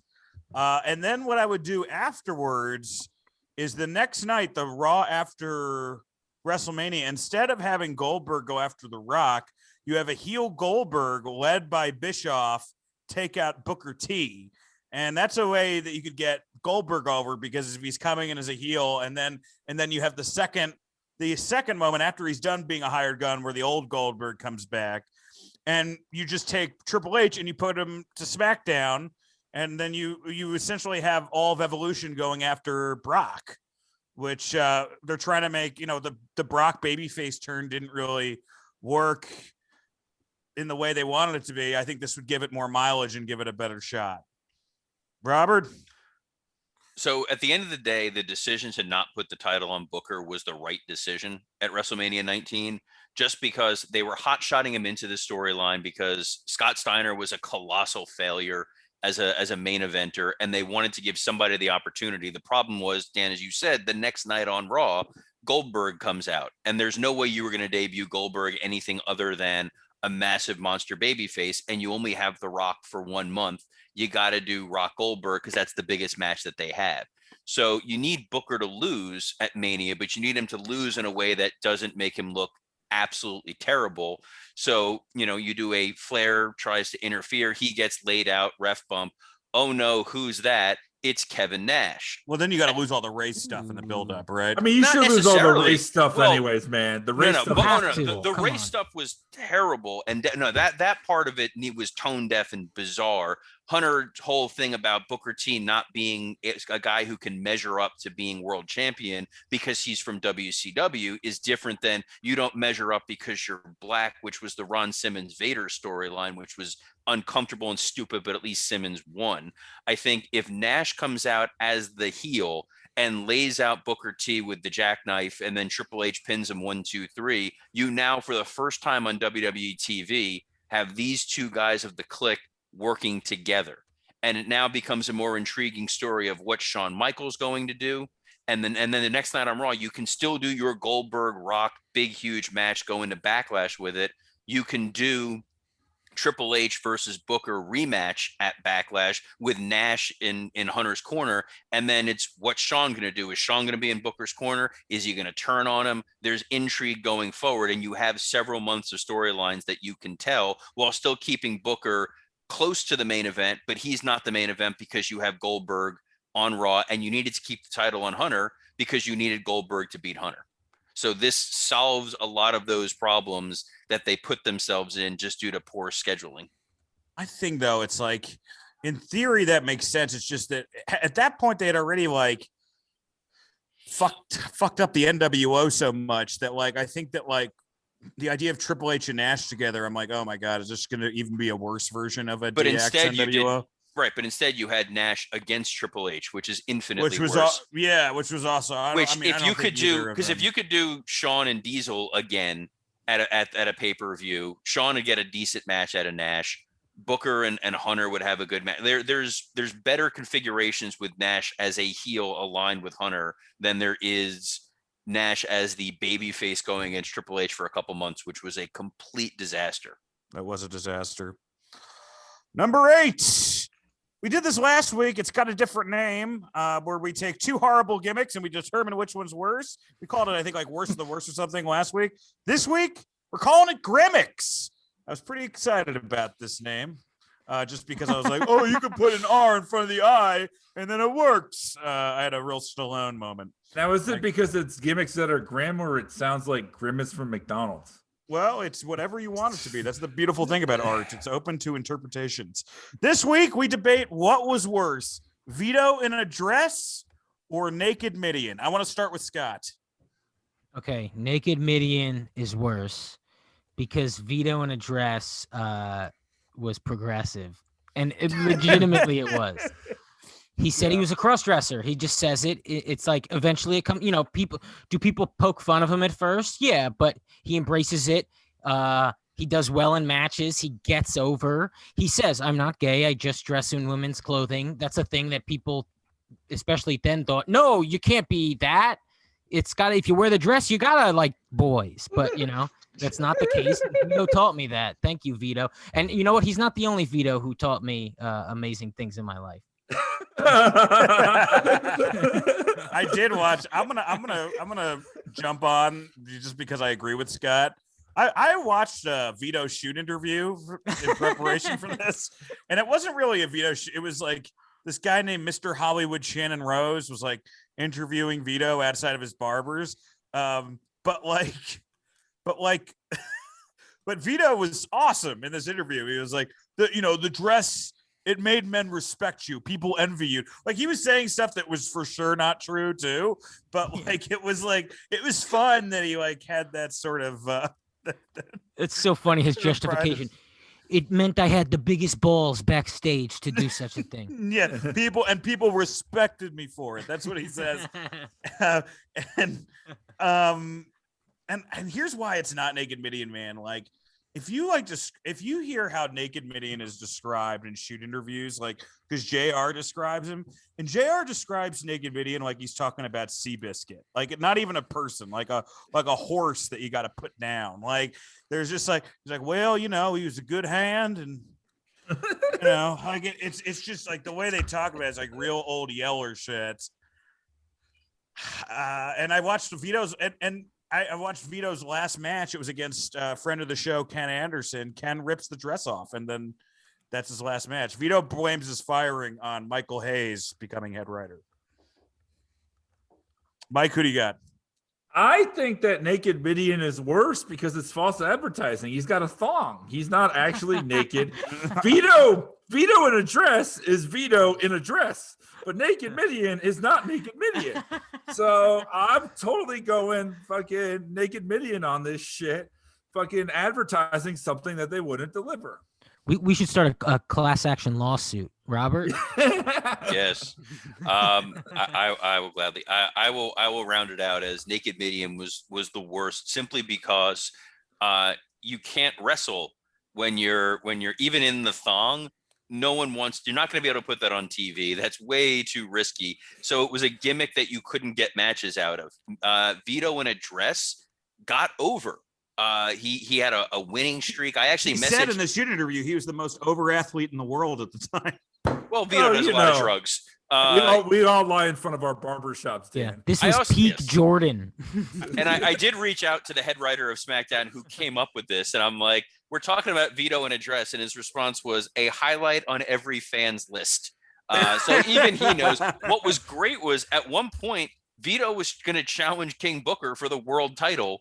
And then they just were like, hey, on camera, like, hey, The Undertaker wants the spot and said, is that okay? Yeah, that's fine. And he just gives it up when he had the moment. Like, they had momentum behind Vito in a dress. And they took a guy who was somewhat talented and had no screen presence. And he became the weirdest thing on TV every week. And that's kind of why it worked. I'm also convinced it's because, like, Vince saw the. Did you write for Vito in a dress, Robert? I was off the creative team once Vito had the dress. So what was his rep backstage? He said he was the most respected man. He said he was the most respected man. And I think I will agree that in Vito's mind, he was the most respected man. No, but he had a pretty good rap, right? When was that? Was that 2000? It was 7. I think it was 2000. I think it was 7. Vince described him as you mean Perry Saturn? See, and that's why Naked Midian is also worse, because it's like Naked Midian was like at the prime of like WWF popularity, whereas like Vito in a dress was like around the time of Festus and Jesse. Well, I guess I should announce who we're doing for WrestleMania week. Grimmix next week. Mantar or Man Mountain Rock? Which gimmick is the question that has plagued us since the beginning of time? Zach, who do you think? What gimmick do you think is worse, Vito in a dress or Naked Midian? I don't remember Naked Midian at all, but I do remember Vito in a dress, and I didn't hate it. So, Naked Midian. I would show it Naked Midian to you, but I'm sure Peacock has removed Naked Midian and now the entire Attitude Era just to be safe. Well, Dan, can I make a suggestion here? Yes. Throw an audible for next week. Because we are doing Hogan and it's our big WrestleMania show, I think for Grimmix, we should all pick what we think is the worst Ed Leslie gimmick of all time. Brilliant. Which is the worst Ed Leslie gimmick of all time? Of all the Ed Leslie gimmicks. Hogan's best friend. All right. So, okay. Man, Zodiac. I don't want to promise anything I can't give though. So like the week after, we're gonna get Man Mountain Rock. Absolutely. The Shawn Michaels week that we're roasting Shawn Michaels, we're gonna do Man Mountain Rock and Mantar. Or it can be an entire Patreon of just Mantar versus Man Mountain Rock. Be a 4-hour edition. That's perfect, Dan. But I just think for Mania, we got to do the biggest one. He's had like 12 to 15 shitty gimmicks. This will be fun. Which cut is the least flattering? Yeah, and Brutus the Barber reference. and people on Twitter, tweet us what you think it is. We'll read your answers, and we'll have some fun with this because God, they're all the worst. But we'll all decide. I also want to come clean. This is nothing to do with the podcast, but don't take a bunch of edibles and watch Marley and Me. I did that. I sobbed for like an hour and a half afterwards. I held my dog. All right. That's just my PSA of the podcast. At least it was your dog and not someone else's. This would have been a much more disturbing story. By the way, that was still a great segue because you know that's something Ed Leslie has also done. Dan watched Pet Cemetery after, hoping they bring the dog back. Better. Number nine, Shoots Creek. We're going to be talking Bret Hart on leg slapping, Andrade's explosive tell-all interview, and Austin Aries getting off Twitter. Let's start off with Bret Hart talking about leg slapping. This is the quote verbatim. Shoots Creek, by the way, this is we're just going to talk about who's talking the most shit this week in a shoot. So this is the quote from Bret. I heard a few days ago that they outlawed or banned or nobody's allowed to do the slap stuff anymore. And I'm like, totally, they should have stopped that 10 years ago. It's slap, slap, slap. And my brother Owen was one of the guys that started a lot of that. He brought it to, he was one of the best slapping his leg on spin kits and stuff. But come on, enough is enough. In every match, you see guys do stuff and you're going, that wouldn't even make a slap sound. When you punch somebody in the jaw, it's not a slap sound. You know, it's a different kind of sound and you're making a slap sound for everything. Every single move you do is a slap sound, slap, slap. And I totally agree. I'm glad they put their foot down on that, but they're like 10 years late. They already kind of, in a lot of ways, sadly ruined wrestling by making it so fake. He always has to end with like wrestling is ruined. So the long story short of this is that Bret has not recovered from the stroke based on that quote. And also, Bret is always furious when people are talking shit and he comes into the game late. He's like, wait, you guys were talking shit about leg slapping for like 3 days and I didn't know about it. And here's another thing that pisses me off about this is Bret he's the stomp guy. Like, I love his punches, but he stomps every time he punches. He just uses a different trick. He's also the best because he shits on it, but also has to put over a member of his family. This is the stupidest thing ever. When Owen did it, it was the best, and he was a revolutionary. But everybody else. But Robert, he kind of buries him too. Like, my brother died for this business and also killed a little bit of it off. It was like a little bit like, you know, like, because he brings up his brother in, like, he's like, there's this thing I don't like. By the way, my brother's one of the reasons this happened. Well, Bret would be, you know, because shit talking is so entertaining. It's so fun, so great to listen to. But Bret, I mean, that's how not entertaining he is as a speaker. That when you hear him talk shit, it's not fun. You go, come on, man, what's wrong with you? You grumpy? He just comes off so grumpy. Yeah, it always feels like they interview him just as he's waking up and hasn't had his coffee yet. Also, it's like Bret's fake. Bret, you feuded with a fucking pirate. You know, like you had a whole program with a guy named Jean-Pierre Lafitte. Yes, but you know, I made you believe that pirate was real. I made you believe he had 2 working eyes. What did you guys Oh, and by the way, did you know that Vito like beat Terry Funk in one of his matches on WCW? Like, they actually pushed him. Anyway, just a random Vito fact, guys. Do you know how much Bret probably hates Christian's shirt? Oh, he hates it. He's no Bret. He must hate it so much. What did you think about the Andrade comments? What do you think was real, Mike? What do you think wasn't real? I was confused because he for sure didn't make $3 million a year, right? That's not a real number that he made. But the pregnancy thing has obviously turned out to be real. So, what did you think of these comments, Mike? What is that? I don't exactly know. Well, Scott, you listen to the interview. The pregnancy thing is. That's said legit. Yeah, that's true. It's legit to a point, I think. Charlotte corrected it and said he was lost in translation a bit. But apparently the truth is that, a big reason Charlotte is not a part of Mania isn't the COVID thing. It's that there was a dispute with a WWE doctor. He said she's most likely pregnant because I guess you could tell, not just in a pregnancy test, but like in a blood test, he noticed something was, I don't know, anyway, that's above my pay grade. And it turns out to not be true. Apparently this has happened to women in WWE before, where a doctor goes, "Hey, you're pregnant," and they have to sit down for a second and take a test, and they go, "No, I'm not." And the doctor comes back and go, "Well, you better test again because I think you are." And then it fucked up her chances of. That's what Andrade said. It's the doctor trying to protect the girls in case Vince thinks they're getting fat. He's like, "Just say you're pregnant. He can't fire you then." He also said he made $3 million a year. Also, Charlotte said that what he said was lost in translation. And Charlotte didn't say it. Charlotte's team made a statement, which is interesting because everybody is out here just tweeting and her team said something. David Flair needs a damn job. Back off. Dude, she's like a legit draw. Like her episode of Austin's show actually it bumped the rating up and compared to Joel McHale or whoever was the week beforehand. Oh wow. Also Andrade said that he was cleared to wrestle since November or the last week of October, and Vince and Triple H did not know that until February or the beginning of March. They did not know he was cleared. They assumed he was still on the shelf because I don't know. He also claimed that the reason why he decided to leave was when Randy Orton walked up to him and asked, "Hey, why aren't they using you on TV?" Yeah. And that was when he was like, "Oh, you're right. I probably should be used on TV. I'm going to go." I can't see Randy caring about. That's the part of the story I don't buy. I can believe that they may have accidentally paid him $3 million a year and put the comma in the wrong spot, but I don't believe Orton showed compassion for another person. I also love how the doctor was convinced Charlotte was pregnant. He's showing compassion for another person. Yeah, he's like a good dude.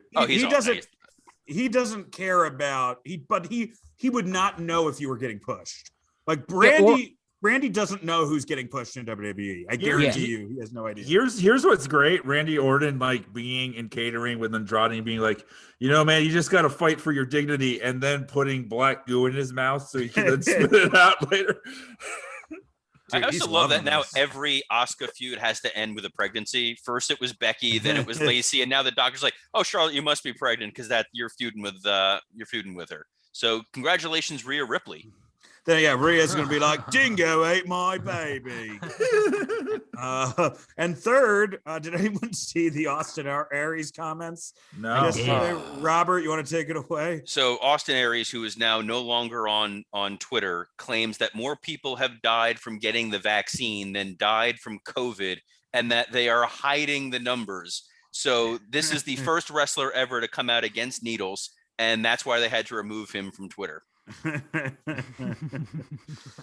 He's a much more interesting person than a character that he's ever portrayed on TV. They missed the boat. What was his gimmick? He was the greatest man that ever lived. That he's an asshole. I getting to work with him a couple times. He's just a prick. Yeah, that's what I heard. And now he's just he stole AJ Styles' gimmick. Being super crazy. How was working with Vito? Perfectly nice guy that you kind of forget is there. He's not the top 40 people you would think that you want to make sure you wrote something for. And eventually it just became someone, I guess, I'd have to ask Alex. He was like, "Let's just put him in a dress and see what happens." And sometimes that shit works. And dude, Vito you should do our show if you're listening. Yeah. We'll all wear dresses. Yeah, we'll all wear dresses with you. If there ever is a WrestleRoasts wrestling celebrity, it's anybody. Look, first off, anybody who's ever mentioned in Grimmicks, open invitation to come on the show. Open invitation. You don't even have to announce. You can just start tweeting at us and yelling at us. Finally, number 10, You don't even have to know the person we're roasting that week, and we'll still have you on the show. Number 10. Hey, man, you fucking do the booking. Number 10. Dan said Grimmix like 10 times since the Grimmix. It's like Vince is in his ears. Grimmix, promote Grimmix. No. This is the Conrad Thompson. It's like, and you can get your Grimmix t-shirt at boxofgrimmix.com. Dan's I came up with the name Grimmix while I was at a local medical facility. Can I also go a call to action for our listeners? Look, apparently, like if you go on internet wrestling forums, like we can't put a post saying watch WrestleRoasts, because if we do it, it's gonna look like advertising. But and it would be weird because it's a podcast. Yeah. You watch with your ears, guys. Oh, so listen, sorry. Yes, okay. Look, you guys do all the business, all right? All right. I know I'm not fucking Chris Hardwick, but I'm at least like Belzer. I'm at least as good as Belzer as this. You're nicer to women than Chris Hardwick, so you're fine. Your entire energy through the whole show is Belzer when he revives from the coma for like 2 hours straight. We'll be right back after you know what. Kids, what old man Dan was trying to say is you all use the internet. None of us can figure it out because AOL is no longer a thing. If you are on message boards and you want to talk about how much you love this show and spread the gospel of it, we're encouraging you to do so, because if we do it, we sound like whores. If you do it, you are our advocates, and you are the QTNon of our show, and we love you for it. Yeah, and by the way, we really appreciate the new listeners. It just seems like more people are coming to the podcast, and I'm thankful for everyone who's there. Number 10, I don't know why I said it like it was Christmas Eve, but number 10, Babyface the Nation. We watched Daniel Rodimer is much more over as a politician than he ever was as a wrestler. He was all over CNN this week. He basically did an ad, like a congressional ad for Texas. Like if an alien learned 30 minutes about America, he would think that this is how a Republican acted. That's kind of what it felt like. And I actually am surprised he's ever pushed, because he's big as hell. He makes, if you haven't seen it, please watch the ad. My favorite part is he tells the audience that I wanted my family to be raised in a constitutional friendly state. And I'm like, he doesn't know. That's not a thing, like a constitutional, like it's like, you ain't allowed to perform abortions at Sweet Greens here in Texas. He doesn't know what that is. And he, sorry, Mike, go. No, Mike. I was going to say his entire personality in this ad is basically how JBL was with Mauro Ranallo backstage. Yeah, you can actually hear Mauro crying in the background of this ad. There's like an old man that winks at some point, because it's like a political ad, but it's filmed like a Cialis ad, and he's like riding a bull. The riding the bull wasn't as great as him standing in front of a storefront, leaning against the wall, where he's just contemplating the future, complaining about how communists are running our country and that men can play in women's sports, and also taxes are high. It was the strangest, but it was so well produced. That's the part of this that was so amazing. It was clearly shot with a great 4K or 8K camera. It was cut really well. It looked like something you would see on John Oliver as a spoof of what a Republican would make as an ad. It did look pretty good. Nancy, and also it's like, yes, Nancy Pelosi is going to deploy her communists to raise money for her in Silicon Valley. It's like she is the least communist of all the progressive candidates. Robert, it was a 4K camera with a 3K message. And he stepped in shit. He stepped in a pile of shit. That was Nancy Pelosi's agenda. Yeah. Make America Texas again. So I'm like, so we're allowed to execute mentally handicapped people in every state? No, it means Mexico takes over the whole country. Yeah, it's one of those things where he's like trying to make a statement, and you're like, wait, but you just stepped in shit. It's like the you eat shit for breakfast thing. You stepped in shit, though. You goddamn right I step in shit, because that's what the country's become. I eat it too, because fuck it. He just starts eating the shit. Yeah, I'll devour these commies. Check it out. I was really waiting for him to catch Chavo Guerrero in a net at the end. I'm disappointed they didn't cut Chavo to his would be up wife in the for it. crowd, like QT's wife, just looking ashamed and embarrassed the whole time. Oh my god, dude! She would she leave QT for Rodimer? I think. Yes. Oh god. Oh, yeah. Because all of the fucking is hate fucking.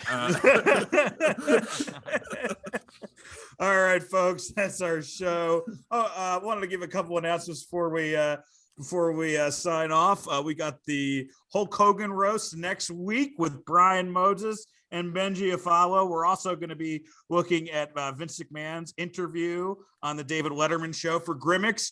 We're going to see who's got the best Ed Leslie. Which Ed Leslie gimmick is the best? That's Brutus the Barber Beefcake. If you don't know his most famous moniker, I'm gonna guess it's his most famous moniker. I'm sorry, not the best. I'm sorry. The worst, yeah. Guys, I'm only qualified to host for 15 minutes, and then it's just a downhill. It's downhill from there. It's like Raw. There's 15 good minutes mixed into 3 hours. I think MTA worker that snorted coke and said it was anthrax was his best gimmick. So we're gonna have Brian Moses and Benji Afalo. They're gonna help roast Hulk Hogan next week. The episode after that, so our Raw after WrestleMania WrestleRoasts episode will be the next week. We'll be roasting Shawn Michaels with Eli Sayers. This Sunday, we're gonna be talking about, and I guess roasting, Wrestling Secrets Exposed. Not actual roast jokes, just bullshitting about it. And our Patreon for next week, we're going to be doing an NXT TakeOver review and the roast in New Jack. You get an additional roast, and I'm going to announce our May roast now. Our next Patreon roast after New Jack will be Doink. So we'll give you the date on that. But nice. We're going to be roasting Doink on Patreon. Please rate and review us on iTunes. We're really trying to get to 1,000 Twitter followers, folks. We got a Twitter and an Instagram. Check it out. I'm tweeting SmackDown and Raw this week.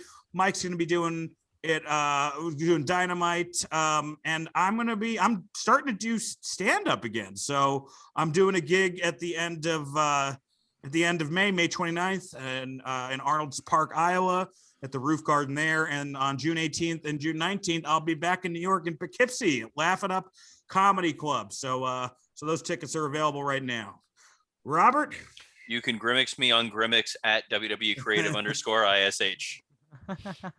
I feel like Dan's performing in cities that Doink also headlined. Yeah. There's not going to be a lot of mention of me in San Fran or Denver or Austin. Check me out at the Schenectady Gallagher's 2 Curse. I'm thinking of the. We would like to see Dan with the ghosts of Ludwig Borga. Please go. Oh man, we should roast him on Patreon. Oh god, yeah. Okay, let's bring some more Jews. I'm Mike Lawrence Comedy on Instagram. That's it for me. At Scott_Chaplin on Instagram, and also go on NewYorkComedyClub.com. I got 2 shows this Saturday there. Clubs are opening today, actually, April 2nd. So yeah, I'm there Saturday. Come out. Zach, Wash your hands. Wash your goddamn hands. We'll see you next week, folks.